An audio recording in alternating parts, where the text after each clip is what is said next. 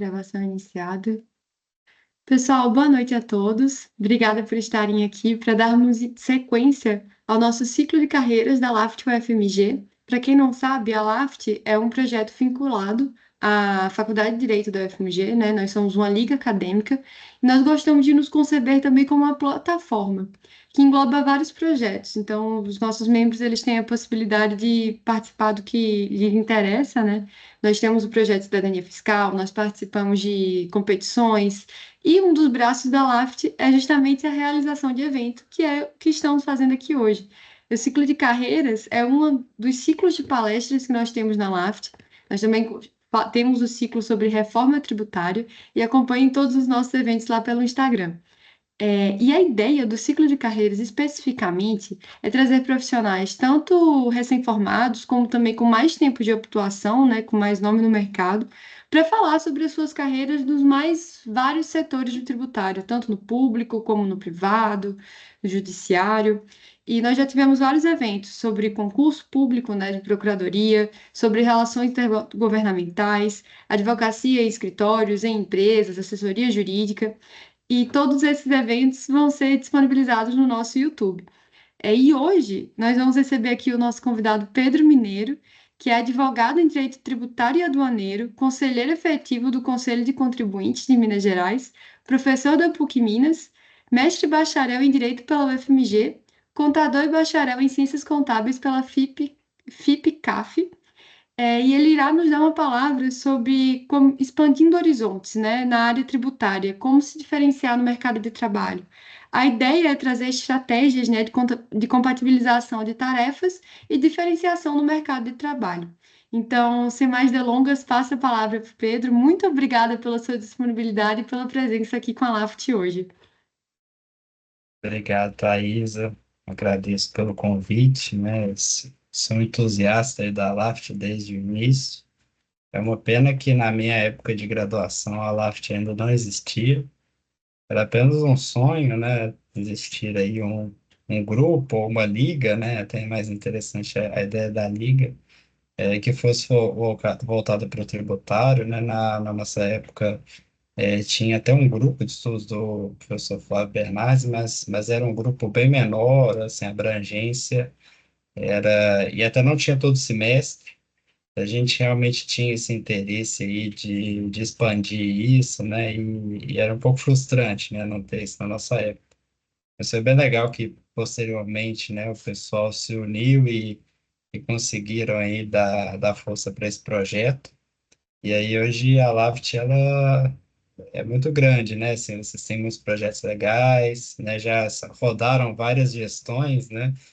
A gente vem acompanhando aí cada periodicidade, né? Que vocês trocam as gestões e é muito legal isso, né? Possibilita aí todo mundo que tem algum interesse, né, na área tributária poder se aproximar, poder participar dos projetos. Então, é bem interessante.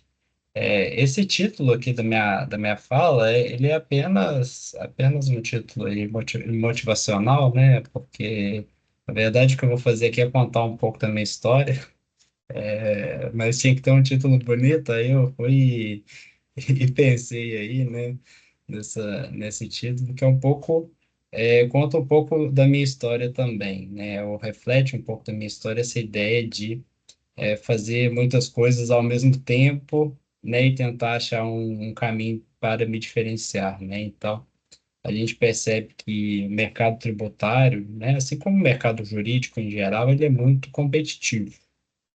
Essas estão entrando aí, né, começando aqueles, né, que estão se iniciando aí, se aventurando na área tributária, vão perceber que a maior parte das posições elas já foram tomadas e ocupadas, né? Então, a gente vai aos poucos aí, né? Quem vai começando, tentando aí fazer alguma coisa diferente, tentando se destacar de alguma forma. E é um pouco dessa ideia também que eu quero passar para vocês hoje, né? Assim, essa minha percepção. Eu já formei, já tem mais de 5 anos, né? Tem um pouco mais de 5 anos que eu me formei. E eu estou aí no mercado de trabalho também, tanto como um iniciante quanto como alguém que já tem alguma experiência, né? Então, Eu já tenho alguma experiência, algumas histórias aí para passar para vocês, né, algumas dicas. E também estou me aventurando e tentando, né, galgar minhas próprias posições.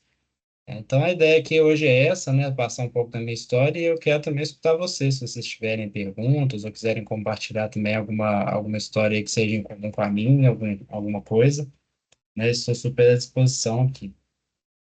Então eu fiz aqui uma breve linha do tempo, né, de quando tudo começou, lá em 2014, né, quando eu estava terminando lá meu terceiro ano do ensino médio.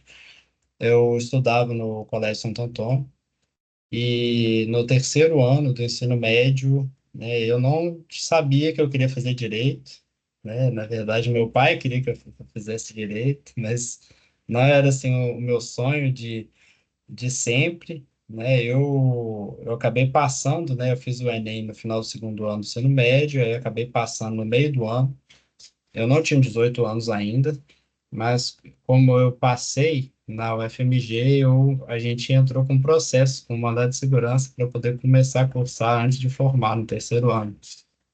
E acabou que eu conciliei as duas coisas. Na metade do ano, a partir de agosto, né, quando começaram as aulas na UFMG, eu fazia direito à noite e continuava a fazer o colégio de manhã e à tarde. Eu ficava full time porque o mandado de segurança poderia dar errado, como deu. No final das contas, a gente perdeu o processo. E foi muito bom ter continuado no colégio para poder me formar regularmente, para não sair prejudicado nessa história. Mas as coisas deram certo, eu acabei aproveitando as matérias que eu fiz nesse semestre, no segundo semestre de 2014, e utilizei elas, aí eu consegui me regularizar e passando para o turno da manhã, né? Eu fiz o Enem de novo, e aí no 2015 eu comecei a fazer direito pela manhã, aproveitando as disciplinas do primeiro semestre. É algo que eu não recomendo para ninguém, essa conciliação, mas quando a gente é muito novo, a gente é muito ansioso, né? Eu era muito ansioso também para começar, para poder fazer as coisas e ver se era isso mesmo que eu queria. Mas eu fui ter certeza que direito era o que eu queria mesmo, talvez lá em 2017, 2018. Lá em 2015, eu ainda estava muito tentado em sair do curso. Eu comecei a trabalhar, né? Então, logo eu fiz meus 18 anos, eu comecei a trabalhar numa startup que chamava App Prova. Vocês conheceram a App Prova? Ou não é da época de vocês? Sim, Sim, conheceu. Eu trabalhava lá no App Prova, né? O App Prova, ele tinha um aplicativo para poder estudar para o Enem. Tinha aplicativo também para a OAB, e eles faziam simulados também nas escolas. Esse era o ponto forte deles.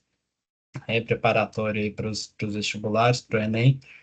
E aí eu comecei a me aproximar com essa área de tecnologia, comecei a gostar muito, comecei a ficar tentado em desistir do direito e ir para trabalhar em startup, que era muito mais divertido do que o que eu aprendia na faculdade no início, lá aquelas matérias de filosofia, de história do direito, de teoria geral do direito, que eram muito chatas para mim. Eu ficava muito tentado em desistir. Lá no PP Prova eu trabalhava com muitas coisas diferentes, legais, com a área de produto, com a área de tecnologia, ciência de dados.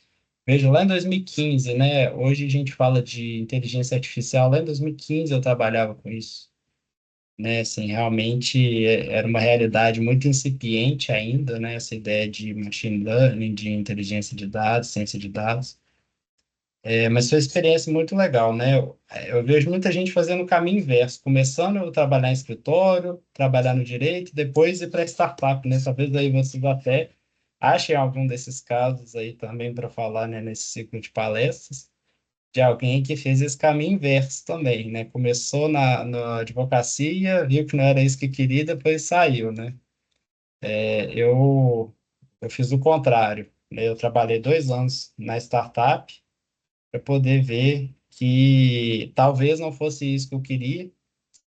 Bem, eu gostava muito, mas eu tinha uma decisão para tomar, né? Porque eu já estava avançado no curso, isso lá em 2017 já.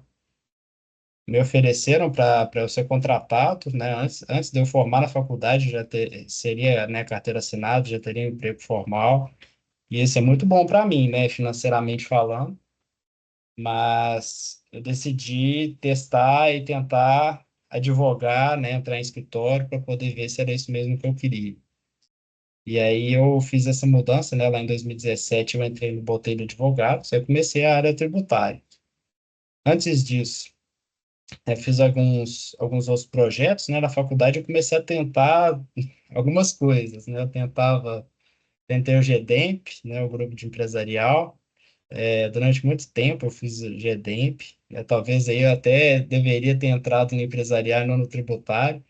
O tributário, ele foi muito por influência do meu pai também. Meu pai, ele é auditor fiscal da Receita Federal.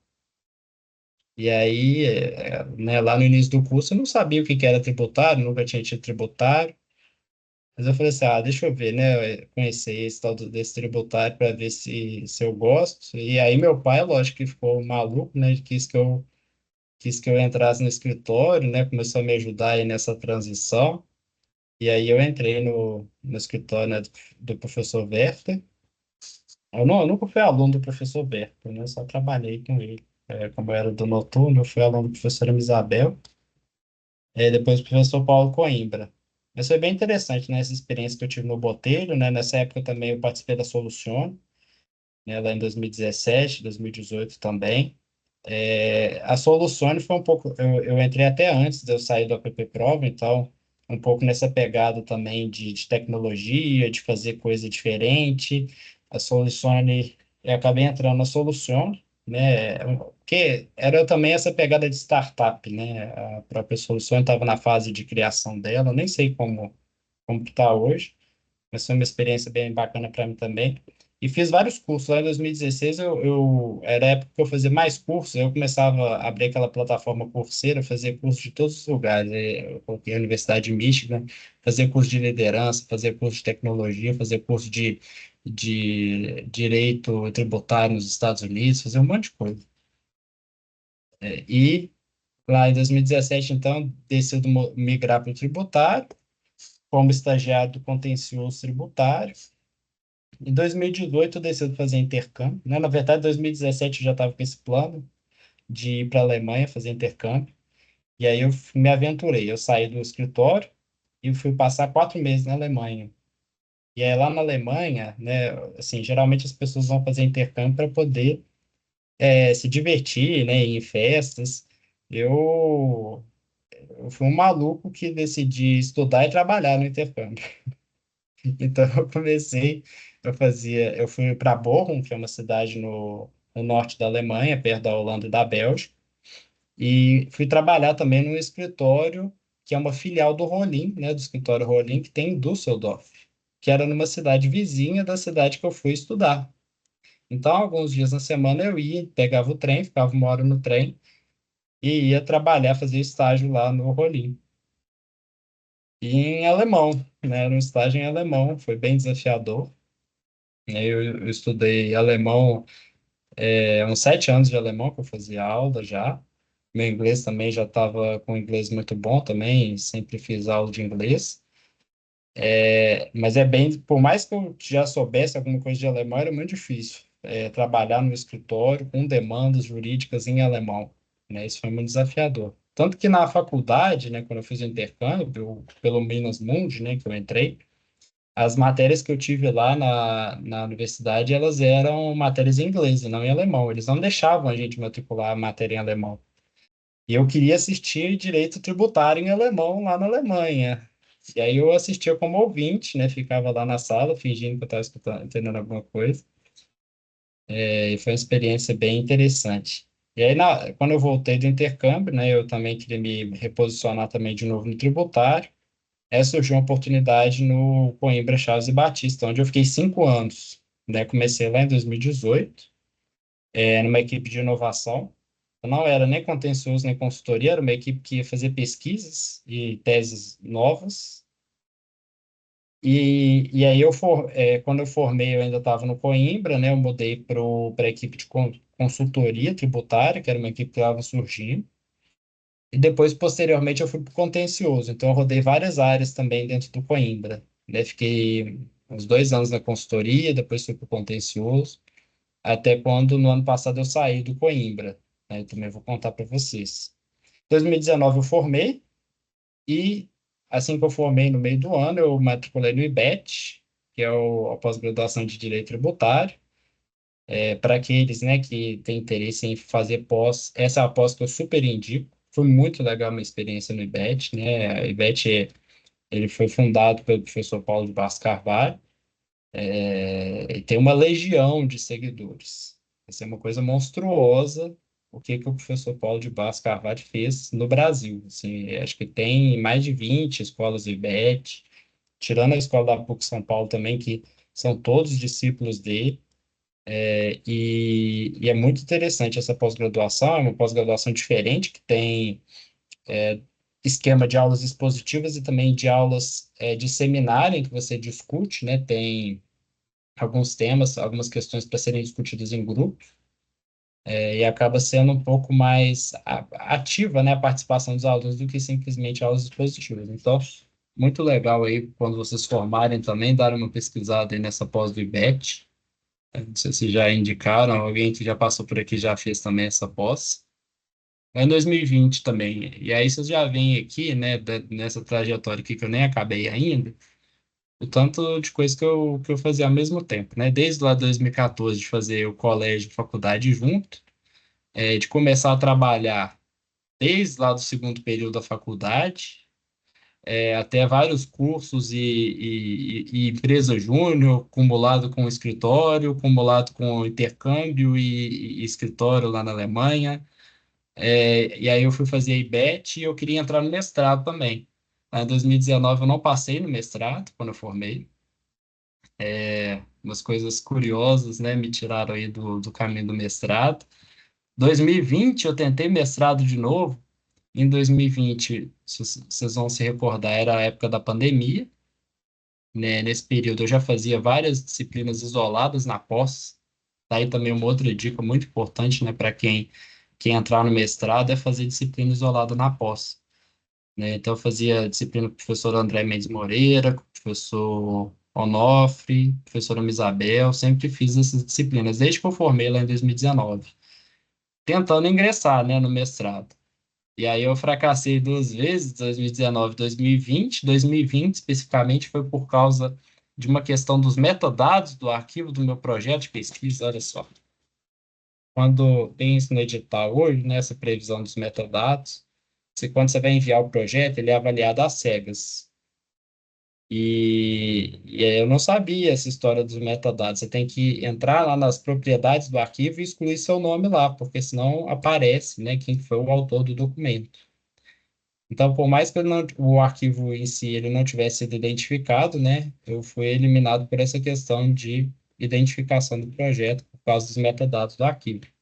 Isso lá na pandemia, quando a gente estava, né, aprendendo ainda a usar essas coisas, essas tecnologias, né, os processos seletivos mudaram. Lá em 2019, o processo seletivo do mestrado ele era todo presencial.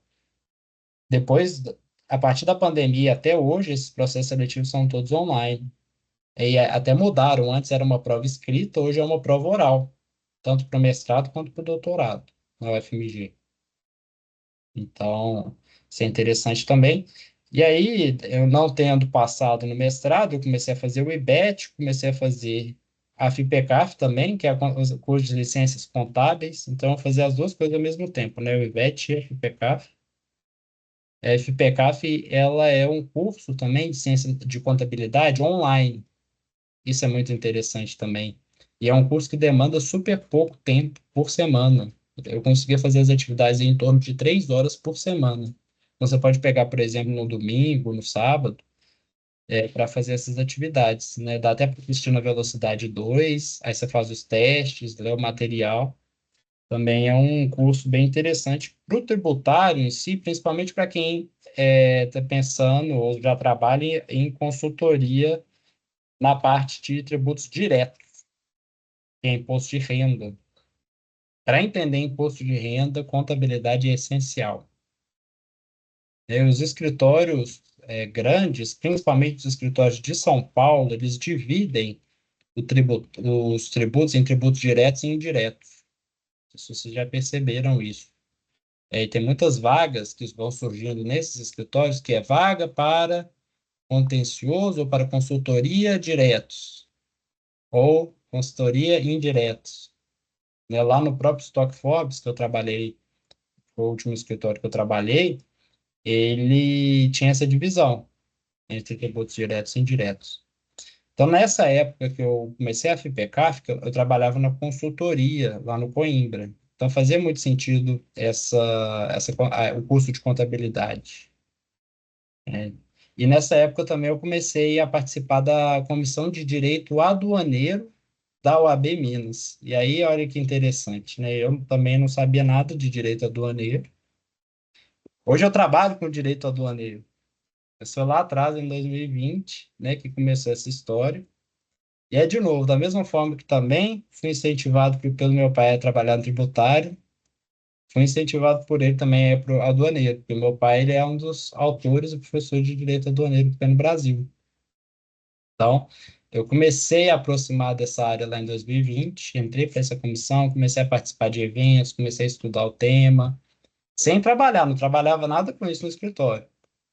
E aí começavam, né, a surgir demandas no escritório também voltadas à importação e exportação, e eu comecei a pegar essas demandas, comecei a trabalhar nessas demandas, mas era pouca coisa ainda.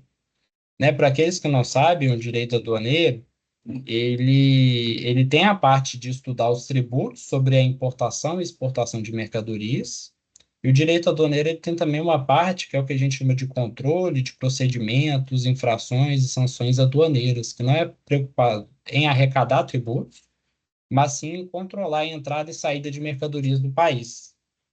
E é uma área que é uma área que tem crescido muito nos últimos anos no Brasil, né? Esse até é um ponto que eu quero chamar a atenção para vocês, né? De dar dica aí para vocês, é que todo mundo fala muito no tributário, todo mundo quer trabalhar no tributário, e uma das grandes formas de diferenciar, né? A gente talvez buscar aí uma especialidade dentro do tributário ou ao lado do tributário, né? E uma delas é o direito aduaneiro, né? Que também faz parte das competências da Receita Federal.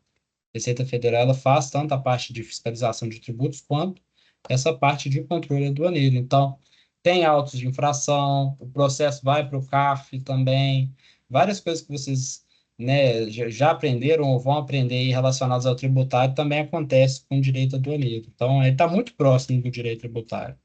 Né? E aí isso surgiu, né, para mim, essa oportunidade de participar. E aí, nessa história de participar dessa comissão da OAB, a gente organizou um livro, né? Foi meu primeiro livro, o Atual Direito Aduaneiro. É um livro que, na verdade, é uma coletânea de artigos, né? Eu e um outro, que era o presidente na época dessa comissão, o Renato Braga Bicalho, a gente organizou esse livro, que teve mais de 30 artigos. Foi um livro bem interessante na época também.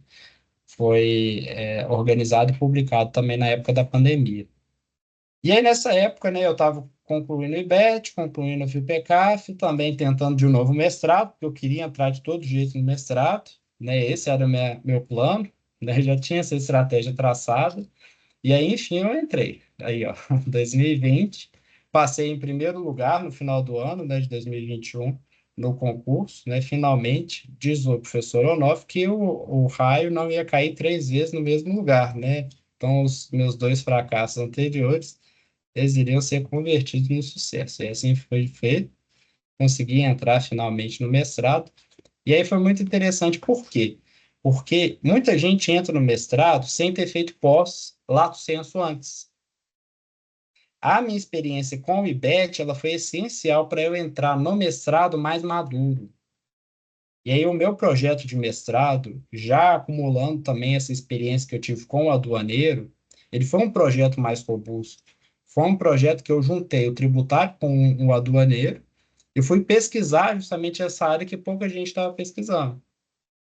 Então, faz muito sentido às vezes, né, tirando quem tem muita pressa para virar professor, faz muito sentido fazer uma pós lato sensu antes de tentar o mestrado. Né? Isso o pessoal não percebe, mas enriquece muito. Né? E o IBET, por exemplo, ele ajuda a gente a rever todos os conceitos de tributário, aprender direito, o que é uma regra matriz de incidência tributária, que todo mundo, né, precisa aprender. A gente vê pouco isso na graduação, né? Pouco os conceitos, né, do CTN, né? A gente tem pouca profundidade, a gente é muito superficial. E na pós, lato sensu, a gente aprofunda, a gente discute, a gente consegue entender direito quais são todos esses conceitos do direito tributário, para entrar no mestrado mais maduro. Né? E o mestrado ele tem a pegada mais filosófica, pegada mais acadêmica, menos prática, menos voltada ao profissional. Tem essa pegada. E aí é uma das coisas que eu vou falar para vocês, né? Às vezes, o mestrado não é para todo mundo. A gente precisa saber também a hora de entrar no mestrado, se é isso que a gente quer mesmo, essa que vai ser a nossa estratégia ou não. Fez muito sentido para mim lá em 2022, né? Eu sou muito grato de ter entrado em 2022 e não ter entrado lá em 2020. Acho que foi muito bom no final das contas. Senão eu não teria feito, não teria, talvez não teria terminado o IBET, né? Eu já tinha começado, mas talvez não teria terminado, e talvez eu não teria começado nem o FIPECAF, não teria feito contábeis. E lá em 2023, para falar também, né? Eu coloquei o TexMulti em 2023, mas aí em 2022, a gente começou com essa história do TexMulti também, com a equipe da Laft, né? Em 2022, final de 2022, a gente participou do TexMulti Brasil, lá em Brasília. Né? Eu e o Zé Antonino, nós éramos os coaches da equipe da Laft lá em Brasília. Por um infortúnio do destino, né, e por uma má divulgação da organização, eu acabei me planejando mal e não consegui estar presente nas finais. Olha só, falaram que ia ser num dia e aí estenderam as rodadas finais para o dia seguinte. E eu já tinha passagem comprada, então eu voltei para BH. Então, tive lá com os meninos, né, como se fosse na quarta e na quinta-feira. E a sexta-feira foi a maldita das fases finais. E aí, felizmente, a gente teve um sucesso muito, muito legal, que foi as meninas, elas ganharam o prêmio de melhor oradoras, a Júlia, e a Flávia Perim, não sei se vocês conhecem elas. Elas ganharam melhores oradoras, elas eram treinadas por mim, né? Então eu gosto de falar isso, né, para poder também puxar a sardinha para o meu lado, né? É porque a gente fazia a divisão interna, né? Tinha o Marquese e o André, que eram com o Zé Antonino e as duas meninas, elas treinavam comigo. A gente ganhou a competição como melhor oradora. A classificação geral, a gente ficou, salvo engano, em terceiro. Mas foi por pouco que a gente não ganhou aquela vez. E aí, finalmente, no ano passado, né, fui tentar também o Tex Multi de novo. Eu falei assim, não é possível, né, que eu vou perder de novo, né? E aí eu já estava com sede de ganhar. Até porque na minha época de graduação não existia esse Texmult Brasil.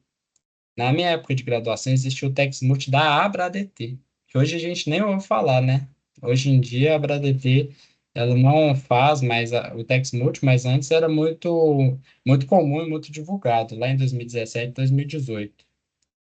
E lá na época eu não conseguia formar equipe, eu não conseguia é, participar, né, do TexMulti, né? Quando eu formei a equipe, foi uma equipe que não era do pessoal do tributário, e a gente não conseguiu avançar nas competições. Eu fiquei muito frustrado de não ter tido essa vitória, né, lá na minha época da graduação. E aí, então eu fiquei muito feliz, né, de ter voltado como coach, né, como treinador. E em 2023 eu falei assim, não, dessa vez eu vou ganhar.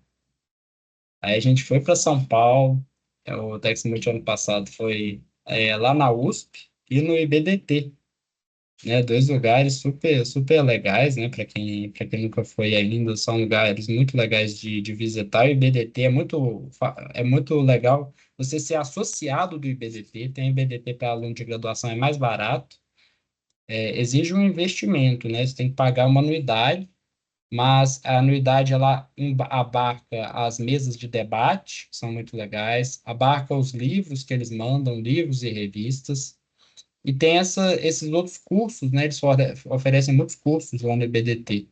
Essa também é uma pós-graduação bem interessante, né? Do lado do IBET, também é a pós-graduação do IBDT, ela é muito legal. Mas, salvo engano, algumas pós-graduações deles são só presenciais em São Paulo, então isso gera um dificultador. E aí a gente foi para São Paulo, a gente ganhou o Tex Multi, né, o ano passado, como melhor equipe, né? Isso foi muito legal, fiquei muito feliz. No ano passado também eu mudei de escritório, saí do Coimbra, fui para o Stock Forbes, que é um escritório de São Paulo também. Escritório muito grande, com uma pegada bem diferente. Só que Forbes é um escritório full service, que tem todas as áreas do direito, praticamente. Que os chefes e os sócios eles ficam em São Paulo, não ficam em BH. Então foi um grande choque para mim também. Né? Lá no Coimbra eu já tinha amizade, já tinha muita proximidade com o Paulo Coimbra, já tinha com o Onofre e outros sócios. E aí eu cheguei do Stock Forbes também tinha essa distância, né? Foi muito mais difícil, né, ter esse contato mais próximo com os donos. Mas foi uma experiência muito legal também, um escritório muito legal. A sede dele fica na Faria Lima, que é simplesmente o lugar mais bacana, vamos dizer assim, mais chique que tem no Brasil, né? Assim, um lugar extremamente caro e suntuoso. É bem legal também, né? Foi bem legal essa experiência no Stock Forbes, né? E aí, já lembrando que no Coimbra eu já estava no contencioso tributário nessa época. Então, eu saí do Stock Forbes também para o contencioso tributário. E eu fiz a mudança do contencioso tributário para o direito aduaneiro, foi esse ano, 2024. Esse ano aconteceu o máximo de coisas possíveis durante 2024 na minha carreira, né? Assim, o pessoal que me conheceu, que conversou comigo ano passado, ficou assustado também com o que aconteceu nesse ano. Nesse ano, eu comecei a dar aula na PUC Minas, né? Então, eu terminei meu mestrado em março, né? Meu mestrado que foi sobre direito aduaneiro tributário. Defendi o mestrado, comecei a dar aula na PUC Minas, em algumas matérias do curso de pós-graduação em Direito Tributário, pós-graduação em Gestão Fiscal e Tributária e o curso de pós-graduação em Direito Aduaneiro. Então, são três cursos. São cursos bem diferentes entre si também, né? E aí são outras opções também para vocês pensarem aí quando vocês estiverem formando, porque ela tem muitos cursos de pós-graduação. Se vocês têm interesse em aduaneiro, tem uma pós que é só de direito aduaneiro. Eu super indico também, embora eu seja tendencioso, porque essa pós é coordenada pelo meu pai, professor Rodrigo Mineiro, a pós de direito aduaneiro. Tem a pós de tributário também, pós de tributário online, pós de gestão fiscal e tributária, que tem mais pegada de obrigações acessórias, mais pegada de contábeis. Então, vale a pena também, né, esses outros cursos. São pós lato sensu, né? A PUC também tem um mestrado, tem um doutorado, mas eu dou aula no curso da pós-graduação lato sensu. E aí, em julho, né, muita coisa mudou na minha vida, né? Eu já estava dando aula na PUC, surgiu a oportunidade para eu entrar no CCMG, que é o Conselho de Contribuintes do Estado de Minas Gerais. CCMG, ele é o equivalente ao CARF. Vocês já tiveram a presença aqui do Henrique Perlato, não já? Henrique Perlato, ele foi meu colega na UFMG, né? Ele fazendo doutorado, eu fazendo mestrado, a gente conversava muito, e ele entrou recentemente no CARF, e eu entrei recentemente no CCMG. E tem algumas grandes diferenças entre o CCMG e o CARF. A principal delas é que o CCMG permite a gente continuar advogando, enquanto o CARF não. O CARF você tem que sair, dar baixa na sua OAB, você não pode advogar mais para entrar no CARF. Então, o CARF ele é uma dedicação exclusiva. Em contrapartida, o CARF tem uma remuneração muito melhor do que o CCMG. A remuneração do CCMG, ela é uma remuneração irrisória, assim, é um trabalho quase voluntário, eu falo para as pessoas. É igual dar aula também é um trabalho quase voluntário. Assim, o tanto de tempo que a gente gasta para preparar uma aula, para dar aula, corrigir atividade, não compensa financeiramente, né? É bem interessante também, né, eu falar isso para vocês, né? E pessoal que também tem sonho de dar aula, é muito gratificante dar aula, mas financeiramente é muito difícil. A menos que você tenha aí uma posição, né, ou de dedicação exclusiva, ou uma posição com aulas aí 5 vezes na semana, né, com mais carga horária, dar aula é muito puxado financeiramente. Mas complementa a renda, né? Isso é interessante. Essas minhas atividades, tanto o CCMG quanto a PUC Minas, elas são atividades complementares. A minha grande atuação, né, que eu despendo uma parte do meu tempo, está no escritório.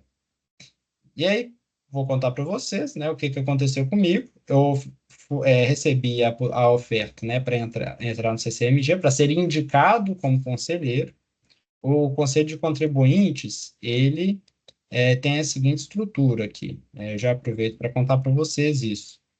São 3 câmaras de julgamento, que como se fosse a primeira instância, como se fosse a DRJ no Contencioso Administrativo Federal. Então, lá no Contencioso Federal, a gente tem, a partir do momento que existe a impugnação ao auto de infração, essa impugnação ela vai para a Delegacia Regional de Julgamento, a DRJ, em primeira instância, e depois vai para o CARF em segunda instância. Aqui no CCMG é um pouco diferente. A gente tem um órgão, que é o CCMG, com apenas 2 instâncias. Lá no CARF ainda existe uma terceira, que é a Câmara Superior de Recursos Fiscais. No CCMG existem só 2 instâncias. Então, vai direto para a Câmara Julgadora e depois, em segunda instância, para a Câmara Especial, que são casos específicos, né, de recurso que eu vou passar no próximo slide também para vocês terem essa visão geral. Essas câmaras, elas têm a composição paritária, assim como o CARF. Metade dos julgadores são julgadores dos representantes dos contribuintes e a outra metade são representantes da fiscalização estadual. Então, são auditores fiscais emprestados lá para o julgamento. E esse pessoal que é representante dos contribuintes, como é o meu caso, aí vocês vão ver a minha foto, a gente é indicado pelas entidades de classe. Existe a FEMICRO, a FAENG, a FEComércio, a FIENG, né, a Federaminas, a FENSENG, são entidades de classe que indicam conselheiros, tanto para o CARF, quanto para o CCMG, quanto para o municipal também, que é o CART. E no caso, né, a minha indicação foi pela FAENG, né, que faz parte também do sistema Senar, né, que é o sistema vinculado aos produtores rurais do estado de Minas Gerais. E aí, olha que interessante, né? Isso também é legal de ser dito para vocês. Né, algumas coisas que eu pulei aqui da minha história, também para não ficar muito cansativo, né? Durante o mestrado, fiz estágio de docência com o professor Onofre. Então, eu dava aulas para o professor Onofre, praticamente, né? Foi um semestre, o professor Onofre também, ele esteve um pouco mais ausente. Eu dava muitas aulas para ele. E um dos meus alunos, na verdade, um dos alunos do professor Onofre, ele me indicou, porque ele trabalha na FAENG, ele me indicou para essa vaga no CCMG. Olha que interessante. Isso porque era uma coisa que eu sempre quis, né, participar desses órgãos de julgamento administrativo. Eu já falava isso para as pessoas, já buscava pessoas para me indicar, buscava alguns professores, né, de alto escalão, e quando eu menos esperava, quem teve a oportunidade de me indicar foi um aluno, não um professor, né? Isso é uma das coisas que a vida vai mostrando para a gente. Um dos meus slides aqui que eu vou terminar minha fala com ele é que a gente sempre deve valorizar todo mundo, né? Às vezes a gente valoriza muito quem tem mais experiência, valoriza muito quem os nossos professores, às vezes os sócios do escritório que a gente trabalha. E às vezes a gente esquece, né, de olhar também para pessoas, né, à nossa volta, para os nossos estagiários, para os nossos alunos.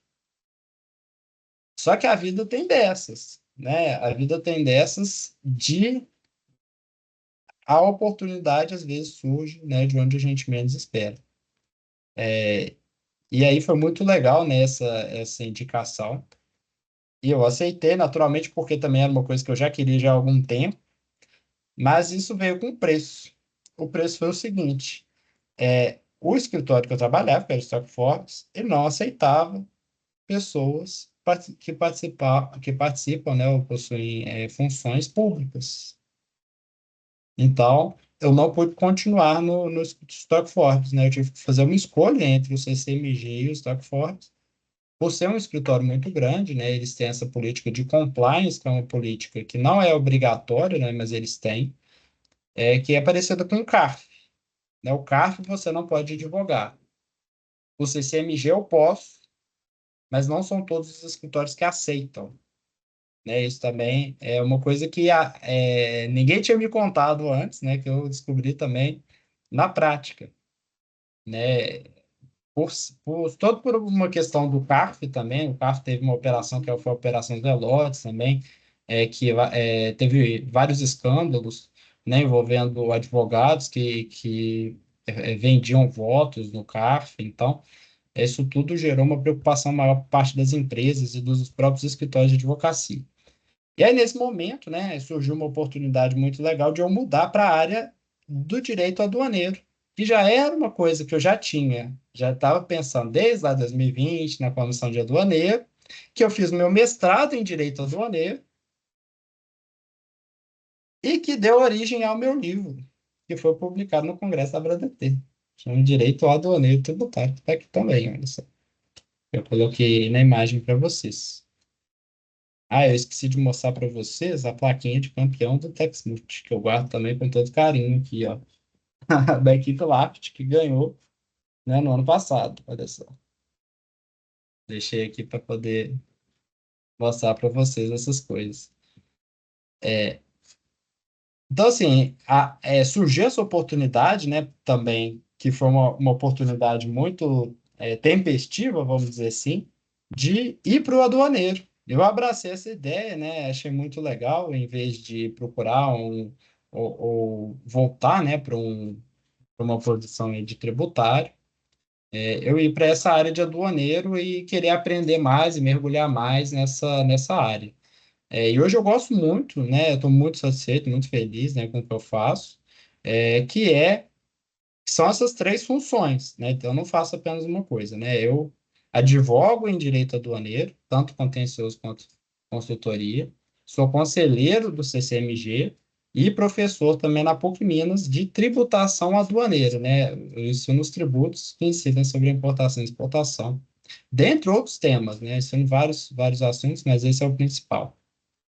Então, veja que embora eu não esteja advogando diretamente no tributário, nessa minha atuação aduaneira tem também a parte de tributos aduaneiros, né? Tanto no escritório quanto também nas aulas. E no CCMG é 100% tributário, porque é ICMS, é IPVA, é ITCD, eu vou mostrar para vocês agora, né? Só comentar aqui que eu não comentei desse slide. Veja só, são quatro conselheiros aqui na primeira Câmara, né, dentre os quais a gente viu dois do fisco, dois dos contribuintes, e aí tem essa alternância de presidente e vice. A primeira Câmara, o presidente é do fisco, que é o Geraldo, e ele tem o voto de qualidade. Não sei se vocês já aprenderam, né, já viram o voto de qualidade, que é o voto de desempate. Então, o voto dele vale mais que o dos outros. Eu perco, né, todos os casos que eu julgo lá no CCMG, e até indicar para vocês que é possível ver pelo YouTube. Se vocês entram no YouTube e digitam CCMG, vocês vão me ver lá na primeira Câmara de Julgamento, perdendo todos os casos que eu voto. Alguns desses casos que eu perco, são casos que são votados pelo voto de qualidade. Porque o Geraldo, ele não concorda em nada comigo. Depois, né, essa semana vai ter julgamento na quinta-feira de novo, né, recomendo aí vocês entrarem e verem aí os meus debates com o Geraldo, né, por curiosidade aí, depois se vocês tiverem interesse. É, na segunda Câmara, inverteu. O Antônio César, ele é dos contribuintes, e ele tem um voto de qualidade, olha que interessante. Mas é só ele também, porque na terceira Câmara o voto de qualidade é do fisco e na Câmara Especial é o Geraldo de novo. A Câmara Especial ela é composta pelos presidentes e vices das câmaras inferiores, ó, Geraldo, Gislana, Antônio, Ivana, Cindy e Cássia fazem parte da Câmara Especial que vai julgar esses recursos de revisão. E aí, né, também, para trazer aqui algum conteúdo também que seja um pouco mais jurídico aqui para vocês também, de forma bem breve, também vou mostrar para vocês como que funciona esse contencioso no CCMG, que é algo também que não ensina muito aí na faculdade, né, para a gente. Às vezes ensina, quando a gente faz matéria de processo tributário, a gente aprende até o federal, né, o estadual é muito difícil de a gente aprender. Mas ele é bem simples de entender, né? A gente tem o lançamento tributário, que vai ser pelo auto de infração, né? Provavelmente muitos de vocês ainda não tiveram tributário 2, mas quem trabalha com tributário conhece o tal do auto de infração, né? Aquilo que chega lá, aquela cartinha que vai cobrar o tributo, e aí você pode fazer é impugnar esse tributo, né? Então, seu chefe vai chegar lá para vocês e vão pedir para vocês fazerem uma impugnação ao auto de infração. Mas a impugnação pode ser também de um pedido de restituição. Ou seja, você pagou o contribuinte pagou um tributo a maior, né, um tributo indevido por um valor superior do que realmente era devido, e ele vai pedir o dinheiro de volta. E aí esse pedido ele vai ser indeferido pela Fazenda, ou deferido, se for deferido bem, o contribuinte fica felizão, se for indeferido, ele vai poder fazer a impugnação também.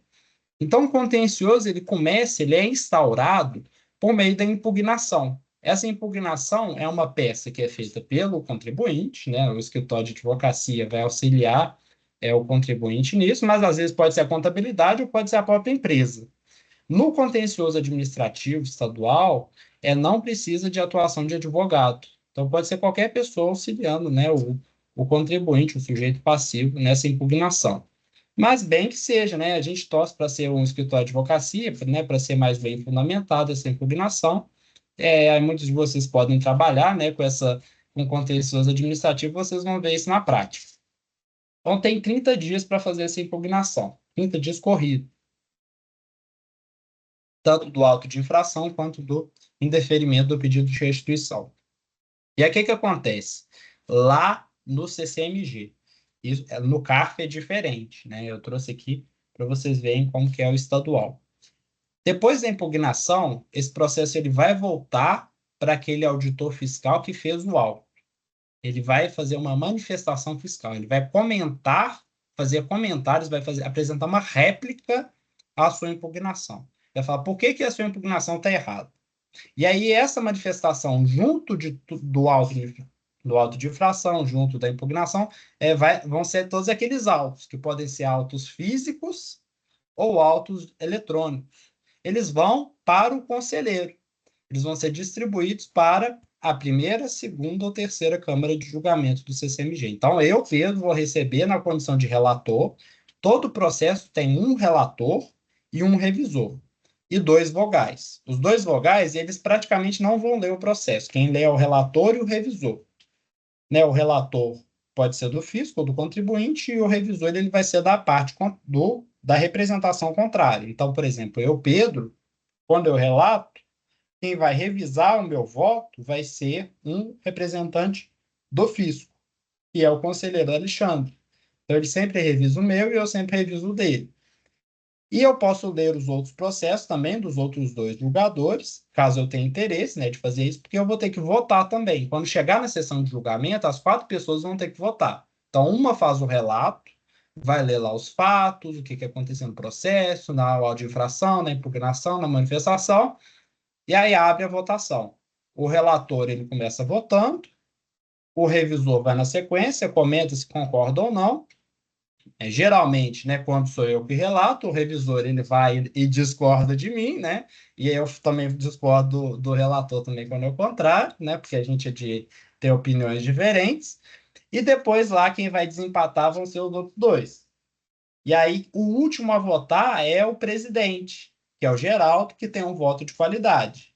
Então veja só, ele fica para o final de propósito, porque ele pode votar e desempatar lá para o fisco.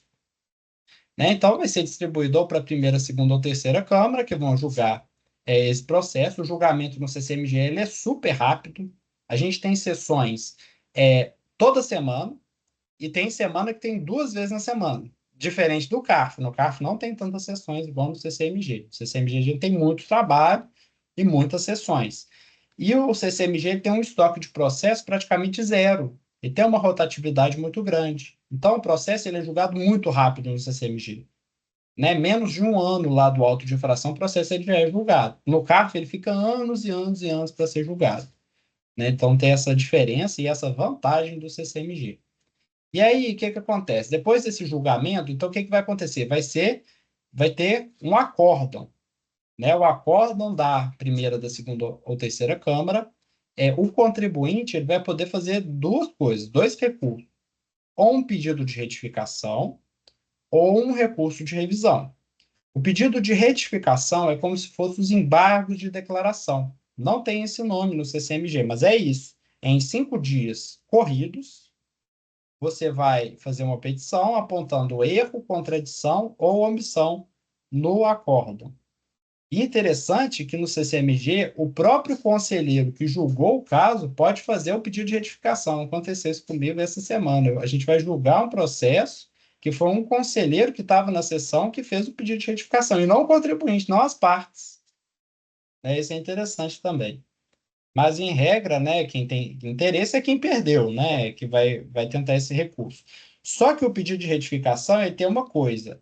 O presidente ele vai fazer a admissibilidade. Então, o presidente vai falar ou não se o recurso ele vai seguir, se ele tem fundamento. E aí, só se o presidente aceitar, é que isso vai ser julgado lá, né, pela primeira, ou segunda, ou terceira Câmara, que foi a Câmara que fez o acórdão. A outra possibilidade vai ser o recurso de revisão. Recurso de revisão é do lado direito.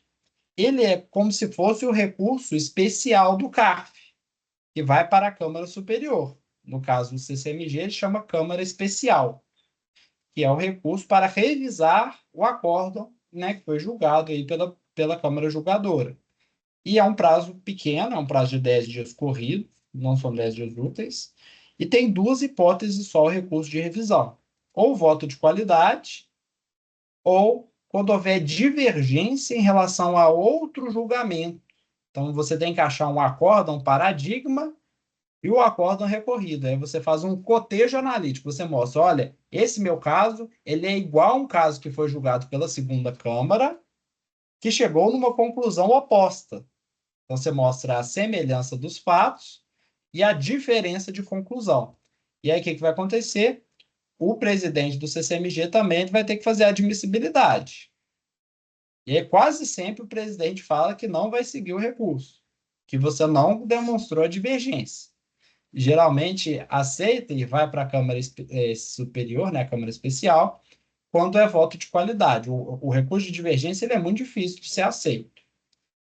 Então, né, ele vai ser julgado, né, depois dessa admissibilidade pela Câmara Especial do CCMG. E é isso, né? Bem simples, né? Existem só essas duas instâncias e essas duas possibilidades de recurso também, né, no nosso contencioso administrativo estadual.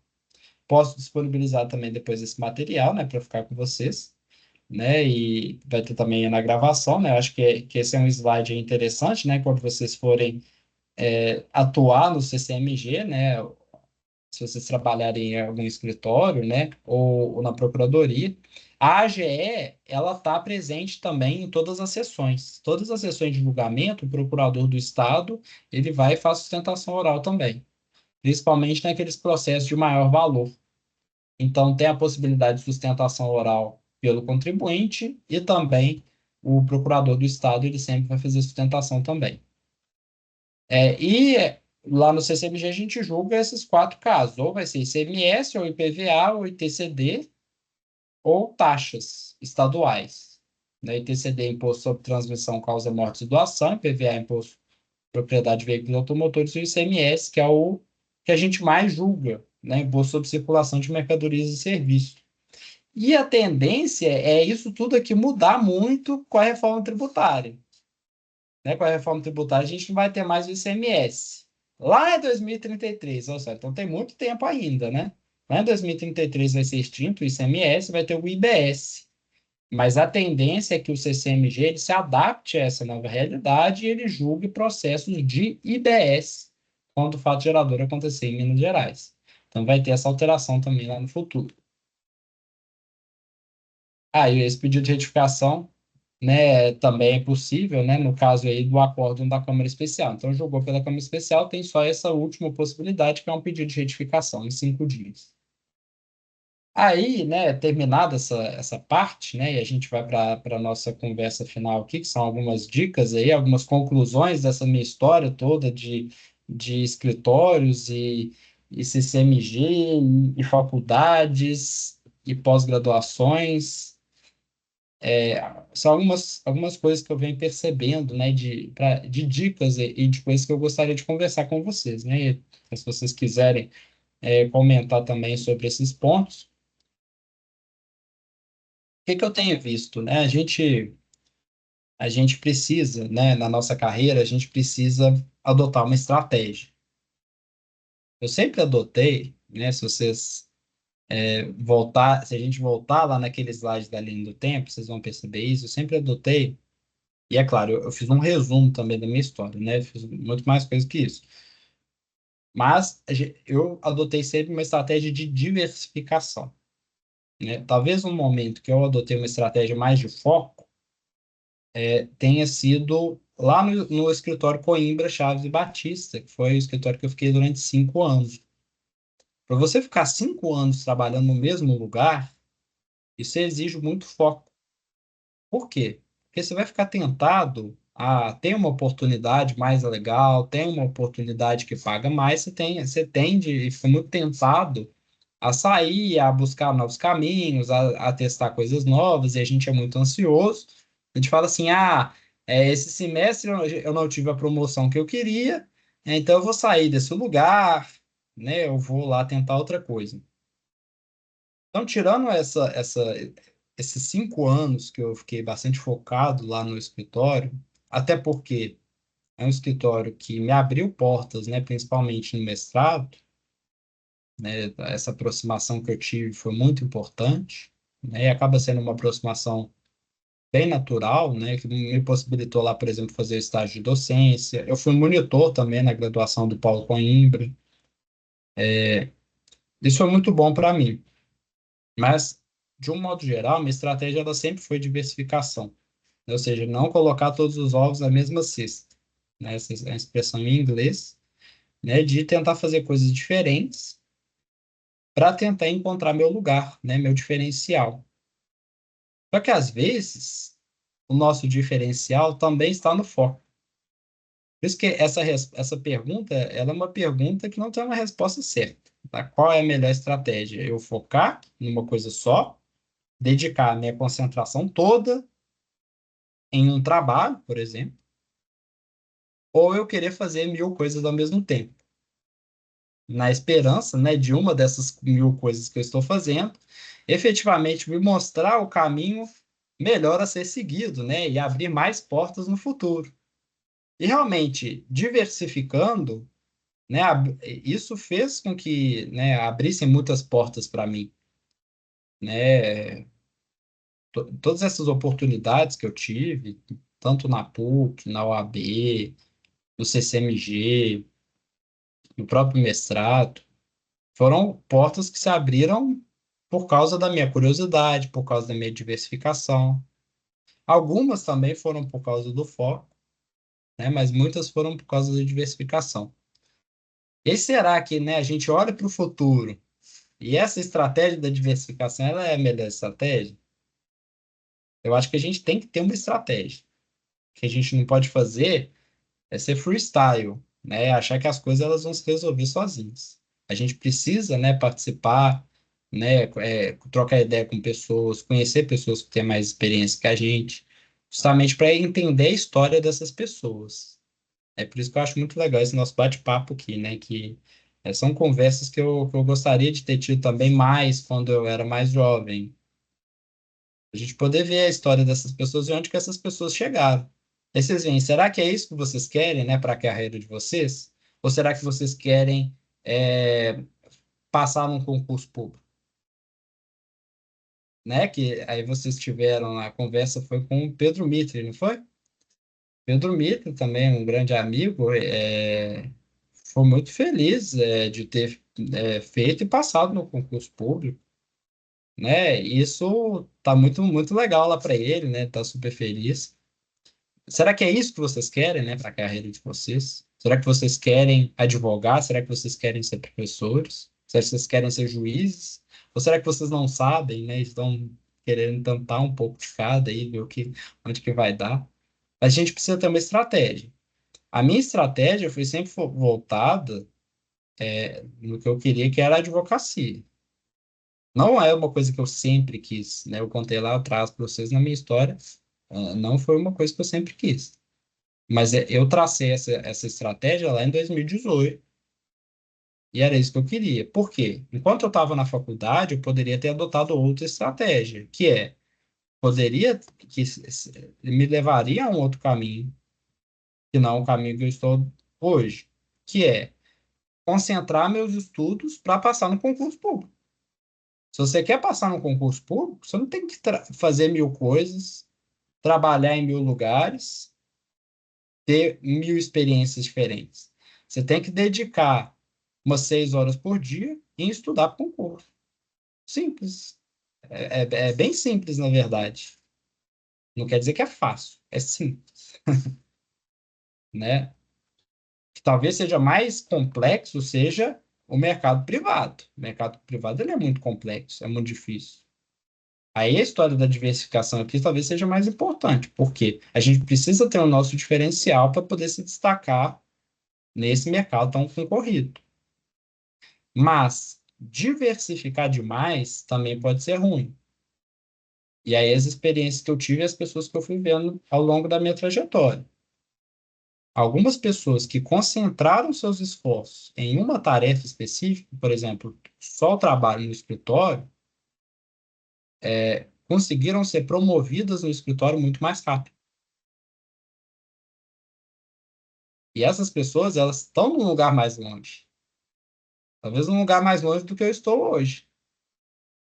Mas essas pessoas não têm mestrado, essas pessoas não são professores, essas pessoas não têm livro publicado, essas pessoas não são conselheiros do CCMG. Mas essas pessoas, às vezes, já são sócios do escritório, ou coordenadores do contencioso, da consultoria, que é uma posição que eu ainda não cheguei. Então é interessante vocês visualizarem isso também. Se você tem foco demais, você vai conseguir fazer uma coisa muito bem e você vai mais longe naquela coisa.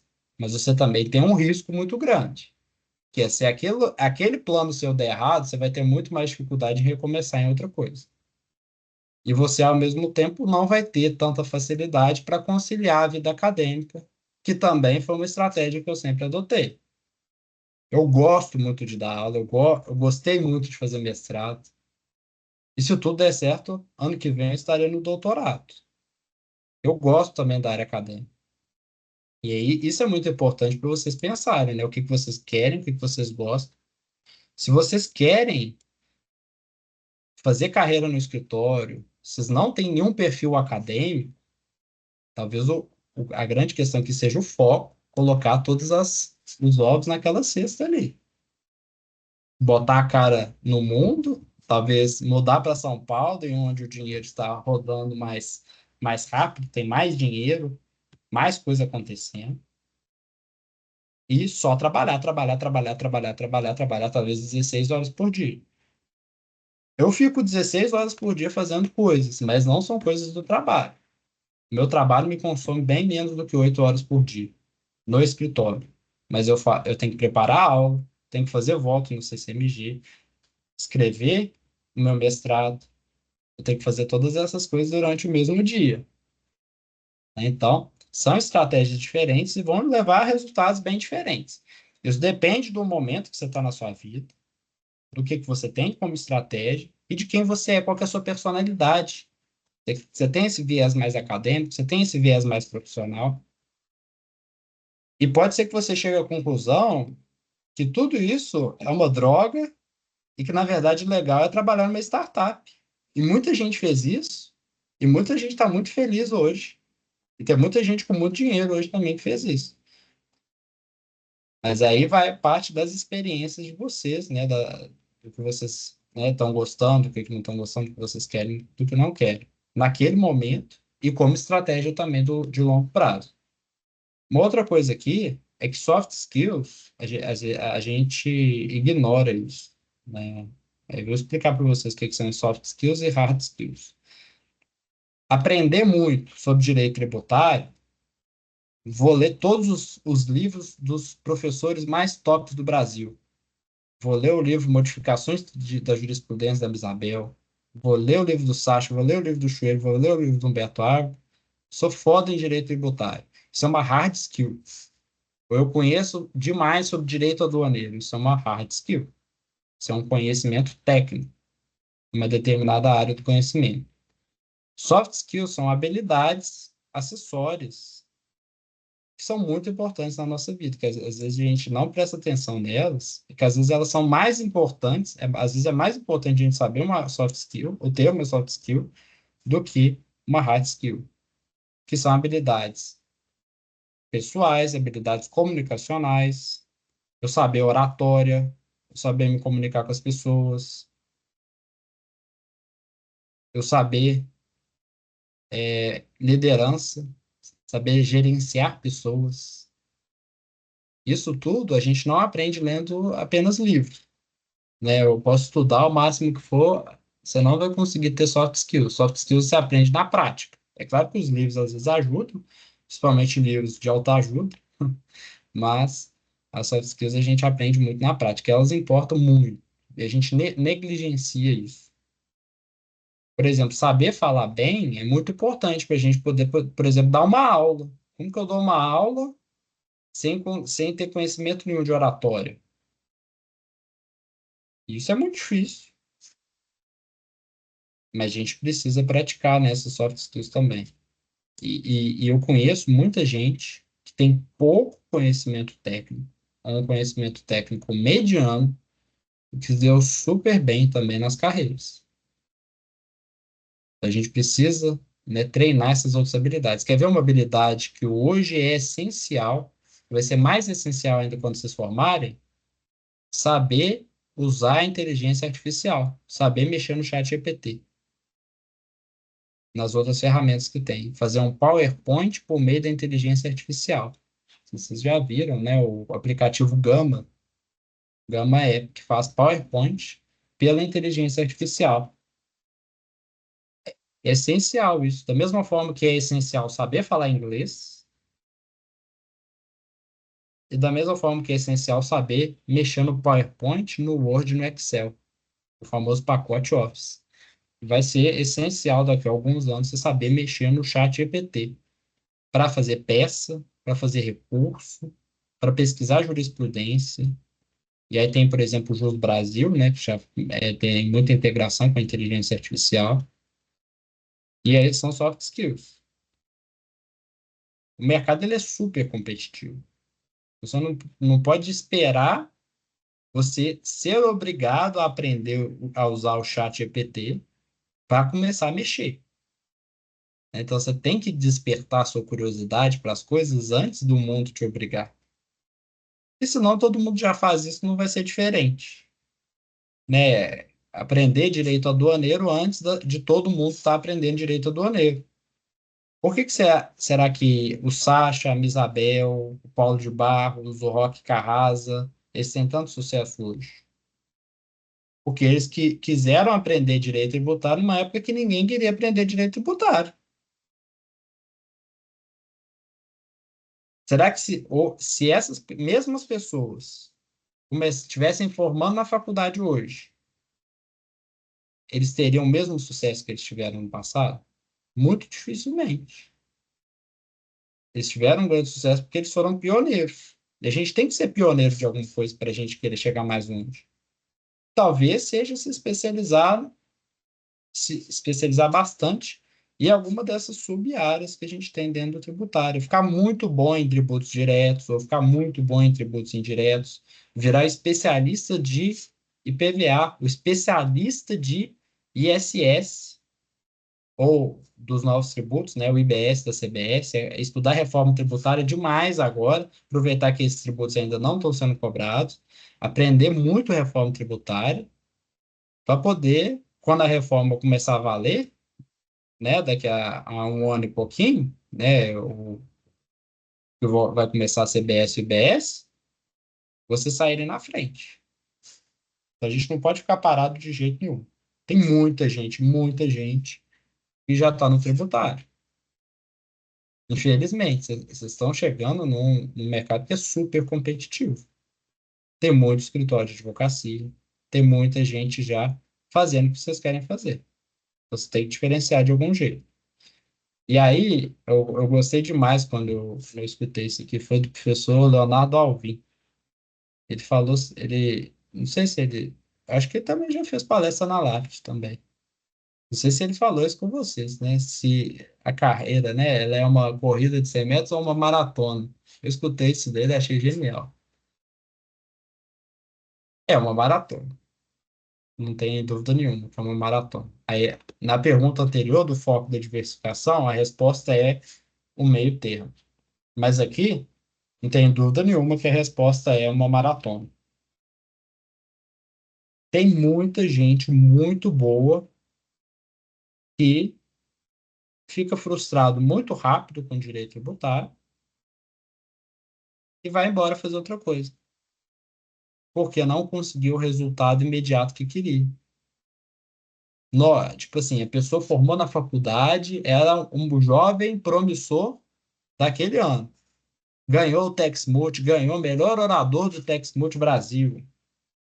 Lá, né, na competição, pessoa, né, trabalhando lá, fazendo estágio nos melhores escritórios também de direito tributário. Todo mundo fala, não, esse menino aqui é bom, esse menino vai longe. E aí o que que acontece? A pessoa se frustra porque acha que vai virar sócio rápido e não é a realidade. A realidade é muito mais difícil. Você não vai virar sócio rápido. O único jeito de virar sócio rápido é se você montar o seu próprio escritório. Aí você vai ter que arrumar cliente, que é muito difícil também, no mercado super competitivo. Ou você tem muita sorte, ou você vai ter que seguir um caminho, uma estratégia e ir com calma. Porque se você for mais devagar, você vai mais longe. É a história da maratona. Você tem que correr. Você está lá correndo, correndo, correndo, correndo, mas você não pode parar. Porque se você parar, as outras pessoas vão te passar. Então você tem que adotar a estratégia rápido, começar a trabalhar rápido naquilo que você quer. Se o seu objetivo for fazer concurso público, é fazer o concurso, começar a estudar o mais rápido possível. Amanhã já começa a fazer o cursinho, já começa a estudar. Não espera formar, não. Se o seu plano é advocacia, é entrar no escritório amanhã, começar a fazer estágio, trabalhar, aprender e não desistir. Você vai formar, vai ser frustrante, vai ser chato, vai ter gente te puxando seu tapete, vai ter gente passando a perna em você, vai ter gente te humilhando. Você vai passar por inúmeras dificuldades, mas você só vai mais longe se você tiver resiliência e não desistir e continuar fazendo. Se você para de estudar, para de evoluir, você fica para trás, infelizmente. Por isso que a minha estratégia vai ser sempre continuar estudando. Depois que eu terminar meu doutorado também, eu pretendo fazer o pós-doutorado também. Não quero parar de estudar nunca. Paciência, sua hora vai chegar. E outra coisa aqui que é muito importante é a tal da reputação. A reputação a gente não constrói do dia para a noite. É todo dia tem que postar coisa no LinkedIn, todo dia tem que postar coisa no Instagram, todo dia tem que tratar bem as pessoas. Cultivar relacionamentos é todo dia. Para perder a reputação, é muito rápido, é do dia para a noite. Uma cagada que você faz, você vai embora. Vai fazer uma coisa sem ética, sem moral, para você ver se sua reputação não acaba do dia para a noite. Vai brigar com um professor do direito tributário para ver se sua reputação não vai embora do dia para a noite. Vai arrumar confusão, vai arrumar briga para você ver. A pessoa vai guardar a sua cara e já era. Já era. Eu vejo muito isso acontecendo, viu? A gente tem que ser amigo de todo mundo, ou pelo menos fingir que a gente é. E das pessoas legais, a gente vai ser amigo de verdade. Tem muita gente bacana. Mas, assim, todos os dias a gente tem que construir nossa reputação. Isso é muito importante. Eu gosto muito de falar do aprendizado. Principalmente para quem está começando, vocês não têm que preocupar em ganhar dinheiro agora. Ah, eu estou no escritório que paga muito mal a bolsa estágio. Calma, calma. Mas o que que é mais importante, talvez? É o aprendizado. Vocês estão aprendendo? Vocês estão fazendo coisas desafiadoras intelectualmente ou vocês estão há muito tempo fazendo trabalhos braçais? Ah, fazer trabalho braçal é ruim, Pedro?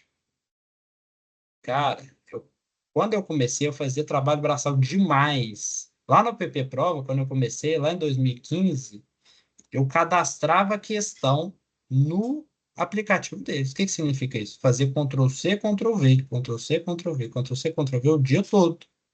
Eu copiava e colava, copiava e colava. Era o dia todo. Era muito maçante. Depois, quando eu era estagiário, eu fazia pauta externa, odiava fazer pauta externa. Tinha que ir lá em Betim, tinha que ir em Sete Lagoas, tinha que ir na Justiça Federal, tinha que ir no TJ. Eu detestava ter que sair. Fazia petição de juntada, fazia subestabelecimento. E continuo fazendo até hoje. Assim, todas essas coisas, pauta externa, continuo fazendo subestabelecimento, continuo fazendo petição de juntada. Hoje a diferença é que eu acumulo isso com tarefas mais complexas. Eu faço também a inicial, faço também a sustentação oral. A gente aprende que tem que fazer de tudo, né? E todos os trabalhos eles são muito importantes. Mas a gente tem que estar aprendendo. A gente não pode aceitar ficar muito tempo fazendo a mesma coisa. Então a gente tem que sair. Se você está já há mais de um ano no escritório fazendo a mesma coisa, sai fora e vai para outro lugar. Ou tenta mudar de área, tenta ir para um. Você está no contencioso, tenta ir para a consultoria, tenta ir para outra área. Não fica fazendo a mesma coisa, não. Vai aprender outra coisa diferente, principalmente quando você está começando, você está novo ainda. Tem muito lugar bacana para aprender em BH, muito escritório bacana, tem órgão público que dá para fazer estágio, dá para ir para procuradoria. Vai aprender, vai diversificar. Só que vai chegar uma hora que você vai ter conta para pagar, principalmente depois que você formar. Seus pais, se já não tiverem feito isso, eles vão fazer te expulsar de casa. Você vai ter que pagar sua conta, ter que pagar seu aluguel, seu cartão de crédito. Aí você não pode pensar só no aprendizado. Você vai ter que conciliar as duas coisas. Isso é o mais difícil. Conciliar um lugar que você está aprendendo, que você está crescendo, com um lugar que está pagando suas contas também. Esse dia, né, ainda não deve ser a preocupação, né, da maioria de vocês, mas esse dia chega também. E a gente tem que ter o plano, a ideia lá do plano, de longo prazo, a gente tem a estratégia boa para a gente poder também conciliar essas duas coisas. E aí eu acho que esse é até o último slide, né, que eu gosto também de falar sobre as pessoas, né, porque as pessoas me ajudaram muito, e elas são a base também da minha vida, da minha carreira, né, a gente só cresce junto dos outros, né, a gente não cresce sozinho, a gente sempre busca, né, a todo momento, principalmente nesse mundo nosso digital, né, das redes sociais, a gente busca validação nas outras pessoas o tempo todo. Só que mais importante que isso, é a gente também buscar auxiliar as outras pessoas e buscar construir, né, os nossos relacionamentos. E aí tem umas coisas importantes, né? Trabalhar com quem te inspira. E isso é um dos pontos de aprendizado, né? O lugar que você está aprendendo, mas principalmente, né? Eu quero ficar num lugar onde tem pelo menos uma pessoa que me inspira. Se você está trabalhando num lugar que não tem ninguém ali que você admira, sai fora. A não ser que seja um lugar que está pagando super bem, que vai ser aquilo ali que você quer fazer, né, da sua carreira, sai fora. A gente tem que trabalhar com gente que inspira a gente, que a gente fica mais motivado, a gente aprende mais, a gente cresce mais. Tratar todo mundo com igual respeito e humildade, né? Isso também é óbvio, mas a gente esquece isso todos os dias. E muitas oportunidades que eu tive durante a minha carreira também foram de pessoas inesperadas, né? Teve gente que trabalhou comigo, né? Até citar o nome dela, né? A Paloma trabalhou comigo na consultoria no Coimbra e Chaves. Ela foi para o Stock Forbes e ela me levou lá para o Stock Forbes. Então, assim, uma ex-colega de trabalho que depois me indicou para o outro escritório. Teve esse meu ex-aluno que me indicou para o Conselho de Contribuintes. Teve também as indicações lá para a PUC Minas também, né, para poder dar aula também, que foram assim, pessoas que a gente vai conhecendo ao longo da vida. E se a gente trata todo mundo bem, com respeito e construindo a nossa reputação, a gente vai mais longe. Deixa eu dar um exemplo para vocês. Pode parecer bobo, né? Ah, eu falei do Texmult do ano passado, do ano retrasado, e teve Texmult desse ano também. E aí eu vou finalizar, né, com essa ideia também. O Texmult desse ano, eu não fiz pela Laft, né? Eu virei a casaca. Como eu estou dando aula na PUC Minas, eu tive que orientar os alunos da PUC Minas. Então, infelizmente, né, fui por uma equipe adversária, mas por uma boa razão. Eu não tinha tempo, né? Vocês veem que eu já estou conciliando três atividades, né, importantes. Eu não tinha tempo para participar de Texmult. Então, assim, foi uma grande renúncia também fazer isso esse ano. Mas eu pensei o seguinte: isso vai ser um investimento do meu tempo. Por quê? Eu quero também construir a minha reputação na PUC Minas, para eu poder dar mais aulas, para eu poder ser mais conhecido, para as pessoas me valorizarem lá mais. O que que eu fiz? Virei treinador da equipe da PUC Minas. Né, e adotando essa estratégia, a gente ficou em quarto lugar esse ano, a gente foi para a semifinal do Tex Multicaf. Também ganhamos o melhor orador, então, felizmente, algum prêmio veio esse ano, também terceiro ano seguido, né? Não como melhor equipe, né? Que foi só ano passado, mas com algum prêmio. E o que que aconteceu? A professora, que é coordenadora lá da PUC, ela gostou demais da minha dedicação ao Tex Multi, me convidou para dar mais aulas na PUC Minas. Olha só. É tudo a questão da reputação que a gente vai construir, né? E essa ideia, né, de tratar todo mundo bem, dar o seu tempo, dedicar o seu tempo para as pessoas. No caso, eu estava dedicando meu tempo sem ganhar nada financeiramente para os alunos lá da PUC Minas. Mas isso gera algum tipo de retorno, que pode não ser um retorno financeiro, né? Que pode ser simplesmente as amizades que a gente faz na vida, né? A gente depois vai se encontrar aí nos congressos, né? Nos eventos. Mas isso dá algum retorno para a gente. E é tudo isso, tudo são relacionamentos. A gente tem que construir relacionamento se a gente quer ter sucesso na área privada. Na área pública é mais fácil você viver numa bolha, porque lá ninguém pode te mandar embora. Mas mesmo na área pública, tem determinadas funções que você só consegue fazer se você tiver relacionamentos. Por exemplo, se você é auditor da Receita Federal e quer ir para o CARF. Se você não tiver relacionamentos, você nunca vai ser indicado para o CARF. Olha que coisa interessante. Você tem que ter relacionamento até na área pública, mas na área privada, no setor privado, é muito importante. Porque isso, sua remuneração, né, seu emprego depende disso, dos relacionamentos. Por que que foi muito fácil para mim também ter conseguido entrar na vaga de advogado aduaneiro, é uma área que eu não tenho, que eu não tinha experiência profissional, embora eu tivesse já na acadêmica. Eu entrei rapidamente no escritório por causa de relacionamento, por causa da reputação. Você vai agregando ao seu currículo, né? Seu currículo informal também, né? Também as pessoas que você conhece, isso é muito importante. E a lealdade, isso aqui também é um ponto que eu percebi, que é muito difícil também da gente aceitar isso. A lealdade é tão importante quanto o talento. A gente vê pessoas que não são pessoas que se destacam do ponto de vista técnico, não são os melhores profissionais do direito tributário, mas que são pessoas leais, né, aos seus chefes, aos sócios do escritório, aos donos do escritório, e conseguem chegar a lugares mais longe também.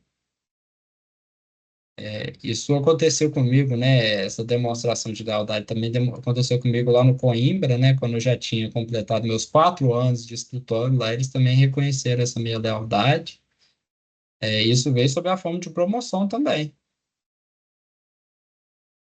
E aí a ideia lá do foco, de você colocar todos os ovos na mesma cesta, você apostar num projeto com pessoas que te inspiram e ser leal a esse projeto, pode, num curto prazo, não te dar um retorno tão rápido, mas no longo prazo, isso pode ser muito importante.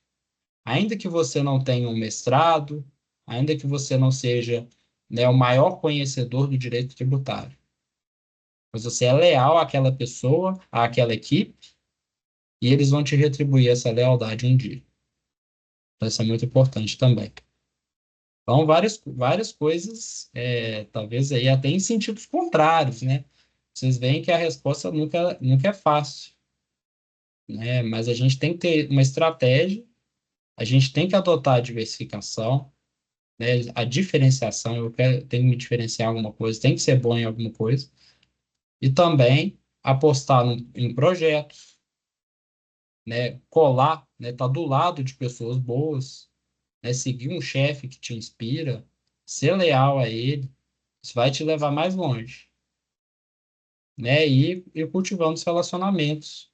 Um dia você vai precisar, né? Um dia as pessoas vão poder abrir as portas para vocês, né? Quando vocês menos esperam, aí as oportunidades vão surgir também, né? Espero que tenha aproveitado algo da conversa. Alguém tem alguma dúvida? Algum ponto que quer comentar? Pedro, queria antes de tudo te agradecer por essa apresentação, foi super completa, assim, trouxe tanto soft skills como hard skills, né, numa apresentação só. Foi muito legal, assim, e é justamente esse o objetivo, né, como você falou, do próprio ciclo de carreiras, é a gente ter um contato mais direto com alguém mais experiente. Com certeza o que você trouxe aqui hoje vai ajudar a gente tomar decisões, né, durante a nossa carreira com muito mais cuidado, com muito mais estratégia. Então, antes de tudo, queria te agradecer demais por esse evento aqui, por essa palestra de hoje. Obrigado, obrigado, pessoal. Fico à disposição, né, pelas minhas redes aí. Eu gosto de manter todo mundo próximo, né? E aí a gente vai se vendo nas redes também, depois a gente se vê no presencial, né? Igual a Thaisa também, eu não conhecia ela pessoalmente, aí a gente se encontrou lá no congresso, No né? Congresso. Tá muito legal, né? Sempre tô também participando dos eventos tributários. E a gente se vê aí, pessoal. Obrigado. Obrigada demais, Pedro. Mari, pode fazer essa pergunta. Ah, tá, vamos levantar aqui.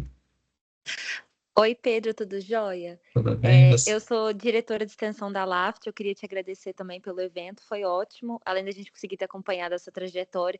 Enfim, parece até que você falou para mim, assim, porque tinha alguns dilemas que eu estou vivendo, assim, pessoalmente, profissionalmente, e você falou muitas coisas que me ajudaram, então queria agradecer. Mas só uma dúvida que você comentou na sua trajetória, que você trabalhou no Stock Forbes e aí você trocou de escritório. Aí eu queria saber se a sua equipe, você trabalhava aqui em BH de home office ou se você chegou a trabalhar em São Paulo presencialmente. Eles têm escritório em Nova Lima também, ali no Vila da Serra. Uhum. Então, o pessoal de todas as equipes, né, o pessoal que trabalha em BH, eles trabalham presencialmente 3 vezes por semana lá. Ah, entendi. Mas você não É, chegou a mudar para São Paulo, você continuou aqui em BH, né? não, não, só algumas visitas esporádicas. Entendi. Não, era só isso mesmo. Muito obrigada. Legal. E, Mariana, se você tiver, né, alguma situação, depois que você quiser, né, me mandar uma mensagem, para trocar uma ideia. Ah, tô com dúvida aqui, tomar essa decisão aqui. Pode me mandar, né? Muita gente faz isso, né? E estarei super à disposição aí para te ajudar também, ou pelo menos te contar aí um pouco também da minha opinião, da minha trajetória de novo aí, para talvez aí te auxiliar, Que fofo. Obrigada, viu, Pedro? Muito obrigada. né? Pedro, tem uma pergunta também. Acho que casa muito com o que você falou. E essa questão do foco do foco e da diversificação, né? É uma coisa que a gente sempre tem que ir ponderando, né, ao longo da vida, da carreira. Mas eu queria te perguntar o seguinte: dentro das coisas que você diversifica, como é que você faz para conciliar essas coisas e como é que você faz também para que essas coisas se potencializem entre si, sabe? Como é que você, por exemplo, utilizou o seu mestrado, conciliou o seu mestrado com a advocacia ou utilizou aquilo, né? Enfim, para dar aula. Se você puder contar um pouquinho mais específico dessa conciliação das coisas de diversificação também. Aí é a história do mágico nunca conta os seus segredos, né? Essa pergunta ela é bem recorrente, desde quando eu era estagiário, também as pessoas sempre duvidavam, né, que conseguia também conciliar várias coisas ao mesmo tempo. Mas um pouco do segredo, né, é a questão justamente embora eu diversificar, eu tenho um plano muito bem traçado de longo prazo. Então, assim, eu sei que eu quero me tornar referência em determinado objeto, como, por exemplo, o direito aduaneiro. E veja só, várias coisas que eu faço gravitam em torno desse objetivo. Então, tendo um objetivo bem traçado, né, querer ser um especialista em direito aduaneiro tributário, várias coisas que eu faço, elas ganham sinergia por causa disso. Por exemplo, né, eu vou dar aula sobre tributação aduaneira, que foi um tema que eu estudei no meu mestrado, que também é algo que eu faço no meu trabalho.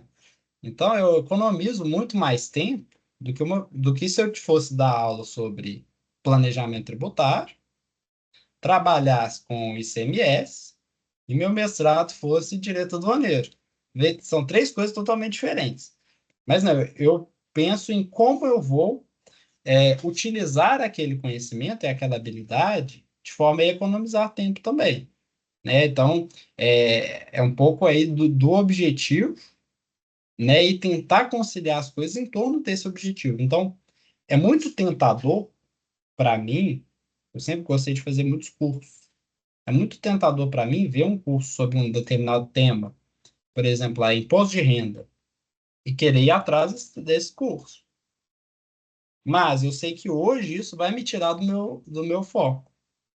Embora o meu foco até seja um pouco mais disperso, aí, talvez por causa do CCMG, o CCMG ele me tirou do foco. E aí talvez seja uma experiência interessante. Hoje o CCMG ele me toma muito mais tempo e me tira muito mais do meu foco do que benefícios que ele me dá. Diferentemente, por exemplo, da aula, diferentemente do mestrado, né, lá das aulas da PUC, né, do mestrado no FMG, que estão muito mais conexos com o meu objetivo. E eu tenho uma coisa também, né, que aí é uma coisa que é um pouco da minha personalidade, né? Eu também gosto de descansar, né? Eu sou sistemático, eu gosto de descansar em horas específicas do meu dia. Por exemplo, na hora de almoço, pouco antes de dormir, né? Ali por volta das 10 horas eu já vou descansar, eu assistir uma série e tal. Então, é essa minha rotina, né, bem delimitada, né, isso me permite também que eu faça mais coisas, né, Então, eu já acordo bem cedo, já vou fazer minhas tarefas, eu tenho uma atenção muito difusa também, então eu não consigo fazer só uma coisa ao mesmo tempo.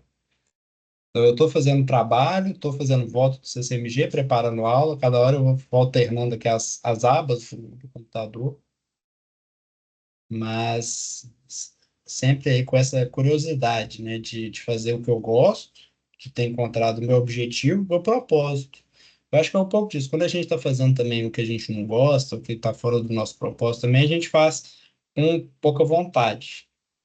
A gente está fazendo um negócio que realmente a gente vê valor naquilo, a gente já faz com mais interesse. Então eu fui com o tempo também saindo fora de coisas que eu não gostava. Então começou a ficar muito chato o trabalho da consultoria tributária. Eu peguei e saí fora, fui para o contencioso tributário. E aí já estava cansando do contencioso tributário, aí eu fui para o aduaneiro. E essas coisas me motivavam mais, só que me motivavam mais também estavam alinhadas com o meu propósito, com o meu objetivo. É que era e ainda é me tornar especialista num assunto, que é esse assunto do direito aduaneiro tributário.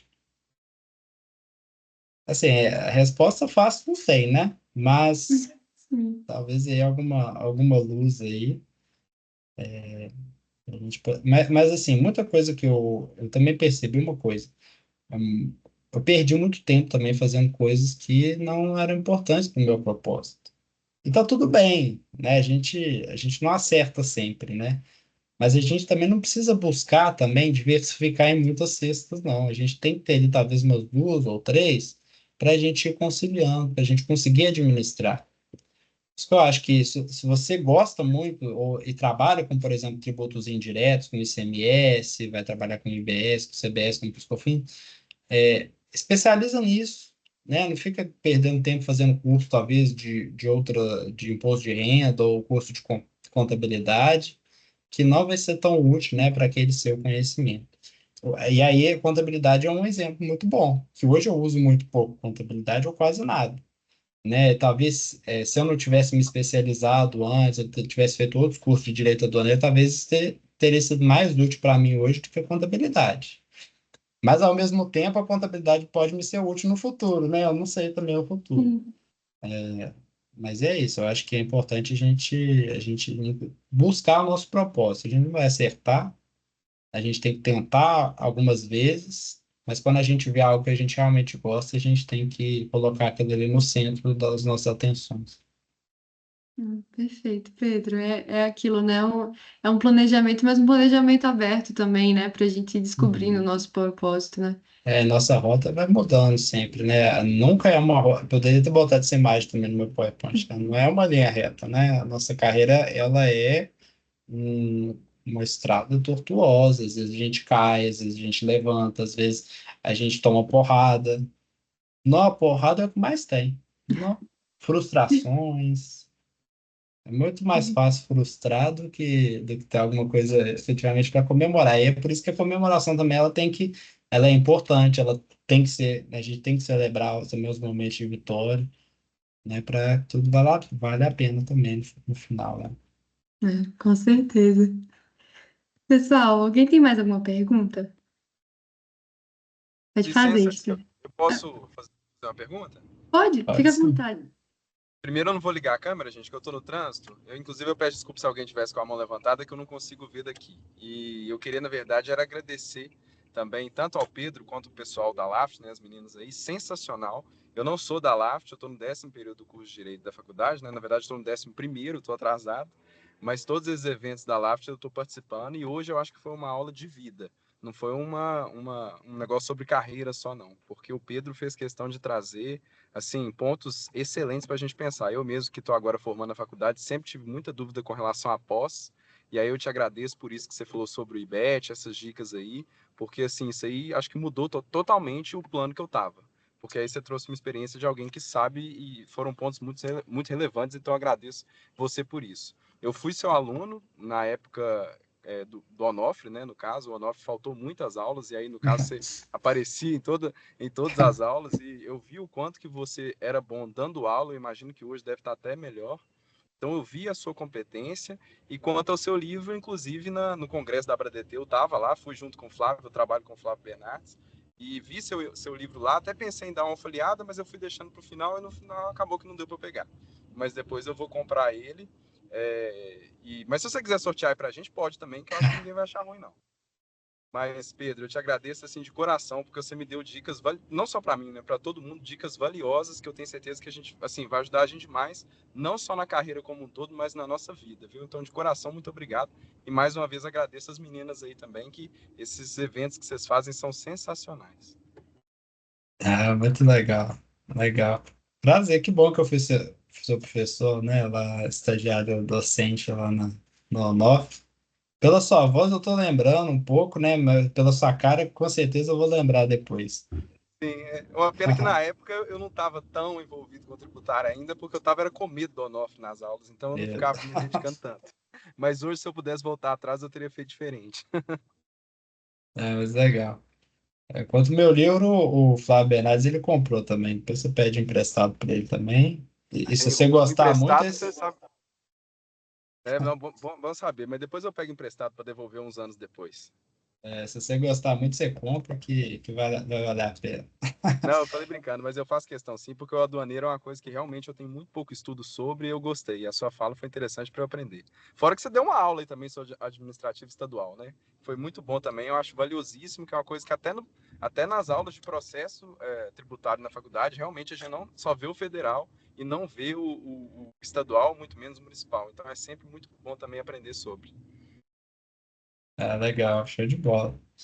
Eu até para falar aí para o pessoal da LAFT, né? Depois a gente pode fazer até uma aula de aduaneiro, né? Se vocês quiserem aí, a gente volta aí depois aí num bate-papo que não seja de carreiras, aí num bate-papo, talvez aí para falar do aduaneiro. Também a gente não vê isso na faculdade, né? Pois é, É, realmente é não, uma. seria sensacional. Vamos organizar isso, vamos fazer isso acontecer. E Luiz, obrigada demais pelo seu relato. A gente fica muito feliz em ser esse canal, né? Essa ponte entre as pessoas, né, que estão interessadas, que estão querendo correr atrás, e convidados também, né? Pessoas que são inspiração para a gente, que podem servir de inspiração para a gente. Então a gente fica muito feliz que esse objetivo tenha sido cumprido com você também. Ah, que isso, com certeza. Parabéns mais uma vez. E acho que a Esté tinha mais uma pergunta, né? Pode fazer, Esté. Sim, obrigada, Thaisa. Pedro, eu queria te parabenizar também. Nossa, foi um momento incrível. Eu tô com vários pontos aqui, tô refletindo muito. Acho que vou precisar refletir bastante mesmo. São pontos que, nossa, vão influenciar muito nas minhas tomadas de decisões a partir de agora. Então, muito obrigada mesmo. Foi um momento excelente que você proporcionou para nós. E eu queria até aproveitar para te perguntar, assim, sobre até esse tópico da diversificação. Mas até observando o seu período, você sempre pareceu muito focado na advocacia. Eu até queria te perguntar, assim, nesses momentos difíceis que você passou, se você se questionou a seguir outro caminho, ou se você realmente parou e falou assim, não, eu quero advocacia. Eu queria aproveitar para te perguntar também sobre a sua experiência no intercâmbio, que foi uma experiência também, parece muito frutífera, que você trabalhou lá com tributário também. Eu queria ver se você vivenciou algo, né, lá na Alemanha que impactou aqui no Brasil também, a sua visão mesmo no direito. Seria mais essa pergunta que eu queria te fazer, Pedro. Legal, legal. Sempre né, é uma querida, né? Porque teve também na nossa equipe lá, a vencedora lá do Tex Multi. É muito legal que você está aqui. É, começando, né, pela Alemanha, é interessante, né? Porque acaba que a experiência de vida ela foi mais valiosa até do que a experiência jurídica ou tributária. Aprendi bastante direito lá, fiz matérias de direito civil, de propriedade intelectual, assisti como ouvinte matéria de tributário. No próprio escritório lá, trabalhei também nessas áreas. Curioso, né? A atuação do Rolim lá na Alemanha, ela não é tão voltada ao tributário. Então, eu não mexi com pouco tributário lá. Mas lá foi mais a experiência de conhecer como que trabalha, como que funciona o escritório de advocacia na Alemanha. É muito diferente daqui, muito diferente. Essa ideia lá é um escritório que tinha três sócios, um assistente, dois estagiários. Escritório super arrumado, super bonito, numa região super bonita, né? Que a gente ia de trem. É, é um país muito diferente, né? Uma realidade muito diferente. Não necessariamente melhor do que aqui, né? Eu até a minha conclusão geral do meu tempo lá na Alemanha é que eu gostava muito do Brasil e gostava muito de viajar também. Então eu gosto muito das duas coisas. Gosto de ir no lugar, conhecer o lugar, mas não para morar. Só para conhecer e para voltar, para ficar no lugar que eu gosto mesmo, que é Belo Horizonte. Eu adoro as pessoas aqui. Não que eu não tenha feito amigos lá, né? Conheci também pessoas muito legais lá. Mas é uma realidade muito diferente, assim, as pessoas, elas são diferentes, né, os europeus, eles são mais frios mesmo, né, eles têm, não tem esse acolhimento que tem aqui em Minas Gerais, né, até quem é de fora de Minas também vem pra cá e deve gostar muito também, eu sou muito tendencioso, né, que eu sempre morei aqui, então gosto muito daqui. Mas é uma puta experiência, né, ir para fora, morar um tempo, né, que seja 6 meses ou um ano, É uma puta experiência. Eu acho que todo mundo devia passar por isso para aprender a se virar num país diferente, né? Eles te jogam lá na prefeitura para falar com o funcionário público em alemão, lá eles não conversavam inglês. Eu tinha que resolver BO lá da minha estadia lá em alemão. Assim, uns apertos que a gente passa, a gente aprende muito, né? Cresce como pessoa, até mais do que a parte de tributário. Fala assim, o conhecimento que eu adquiri de tributário, até de direito lá, foi segundo plano. O conhecimento e experiência de vida é o essencial. Eu acho que todo mundo, né, que não seja na graduação, que não tenha tido oportunidade no Minas Mundi, ou até mesmo na escola, né, tem gente que faz também intercâmbio na escola, que procure depois um mestrado. Eu conheço muita gente que faz mestrado fora, tem mestrado em Lisboa, mestrado em Coimbra, gente que concilia, até que mora aqui e faz mestrado em Lisboa, né? Vai lá algumas vezes por ano. Então tem muita coisa que dá para fazer, né? De diferente. Eu acho que ter uma experiência internacional no currículo é essencial também. E para isso a gente precisa saber falar inglês, porque todo lugar do mundo fala inglês, a menos que queira ir para Portugal, porque aí lá fala português mesmo, tá tudo certo. Agora, outra pergunta eu esqueci, Stephanie, qual que é? Seria sobre esse seu foco na advocacia mesmo, porque, né, a gente Foco na passa números advocacia. difíceis e tudo, se você já se questionou sobre isso. Sim, não, questiono todos os dias, né? Ainda mais vendo alguns amigos passando em concursos públicos, né? Amigos virando procurador, amigo virando delegado, né? Juiz ainda não aconteceu, olha só. Eu tenho vários amigos que estudam para virar magistrados, mas ainda não aconteceu. Mas vai acontecer em breve. Aí certamente a inveja ela vai vir rápido também, né? A inveja dada a estabilidade, do salário alto, que a gente espera depois ser reversível, né? É o seguinte, a advocacia, né? Ela te dá uma trajetória que é uma trajetória ascendente muito grande, né? A gente começa ganhando muito pouco, é muito mal remunerado. É péssima a remuneração de quem está formando. Péssimo. Você vai ter muito mais sucesso se você conseguir passar num concurso rápido, em 1, 2 anos depois de formado. Como aconteceu lá com o Pedro Mitre, né? Com certeza está ganhando agora um valor muito bom. Então, só que o concurso público é uma trajetória linear que ascende pouco, né? Com o tempo, você não vai ter uma grande melhoria na sua remuneração, né? Você vai ter uma maior estabilidade. E da mesma forma, também em relação aos aprendizados, que é um ponto que importa muito para mim. E eu tenho meu pai, que é auditor fiscal, foi auditor fiscal da Receita Federal a vida inteira, vendo também que o concurso público ele é frustrante do ponto de vista intelectual para pessoas que têm essa personalidade de querer buscar o conhecimento a todo momento, que não é todo mundo. Tem muita gente que prefere dedicar o seu tempo, a sua energia nos hobbies, em outras atividades, aí vai fazer outras coisas, e tá tudo bem, é muito legal, né? É mais uma questão do que eu quero para a minha vida, né? Eu quero, né, estar ali todo o tempo aprendendo, melhorando nos meus conhecimentos técnicos, evoluindo, crescendo profissionalmente, ou eu quero a estabilidade, a tranquilidade, a certeza que ninguém vai me mandar embora, né? E poder dedicar, né, o meu tempo a outras atividades, que às vezes são atividades mais importantes para você, né? Às vezes para a realidade de cada um faz mais sentido. E a remuneração que é muito boa, né? Do serviço público. Para quem está formando, assim, a diferença é muito grande, é muito assustadora. E a gente fica tentado, eu fico tentado. Eu já fiz algumas provas de concurso público, né? Eu fiz uma quando eu tinha acabado de entrar na faculdade, fiz uma outra prova depois que eu formei também, mas eu fiz obrigado, não foi porque eu quis. Sorte a minha que eu não passei, porque estou bem feliz do jeito que eu estou, do que ter feito lá, seguido outro caminho. Mas é um caminho também muito, muito bom também, dependendo aí da que cada um quer. Mas essas incertezas, elas vão vir em todo momento, né? A gente nunca vai estar seguro, 100% seguro na advocacia. Menos que você tenha lá chegado num patamar de ser o dono do escritório, né? De ter uma independência financeira. Se você trabalha para outra pessoa, se você é empregado do escritório, você vai ter essa incerteza. E quando você vê seus colegas lá ganhando mais que você, tendo um concurso público, você vai ter essa incerteza. Só que aí você vai olhar para o seu propósito, vai olhar para o seu objetivo e ver, né? Eu estou crescendo, eu estou evoluindo no meu caminho, na minha trajetória. Acho que esse que é importante, e é isso que me motiva a continuar no setor privado. Embora agora no CCMG também eu exerça a função pública lá, pouco ou quase não remunerada, né? Já contei para vocês.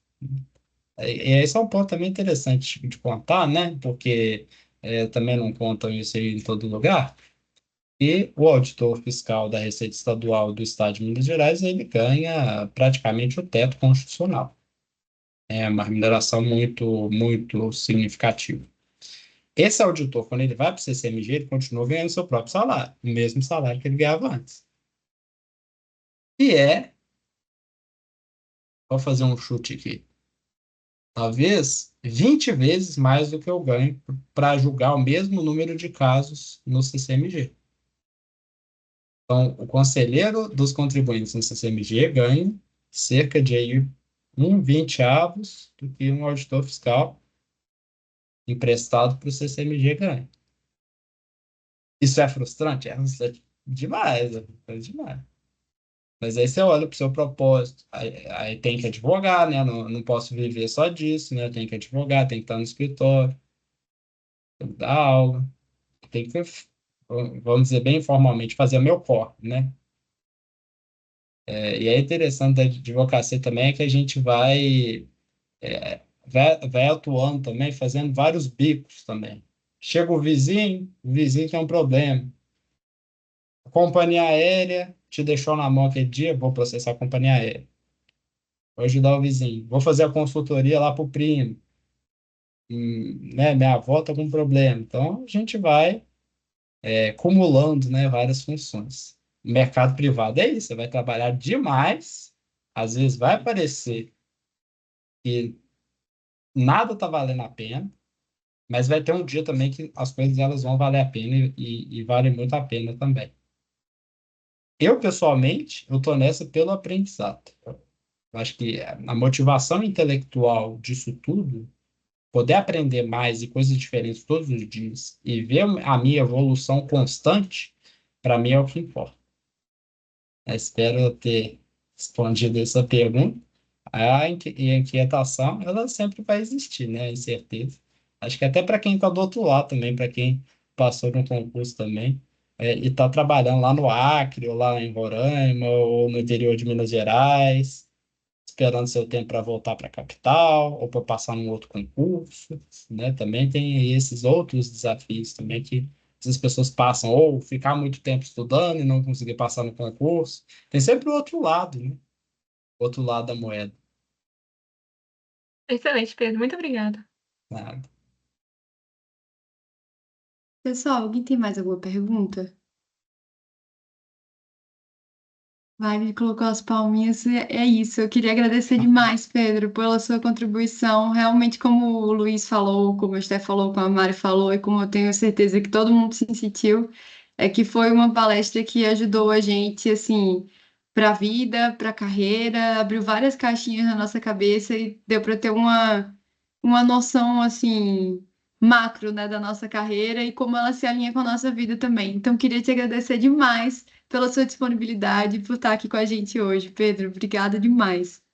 Obrigado pelo convite, pessoal. Foi bem legal conversar com vocês e fico à disposição nas minhas redes aí, quem quiser trocar mais uma ideia, continuar conversando, com todo prazer, tá?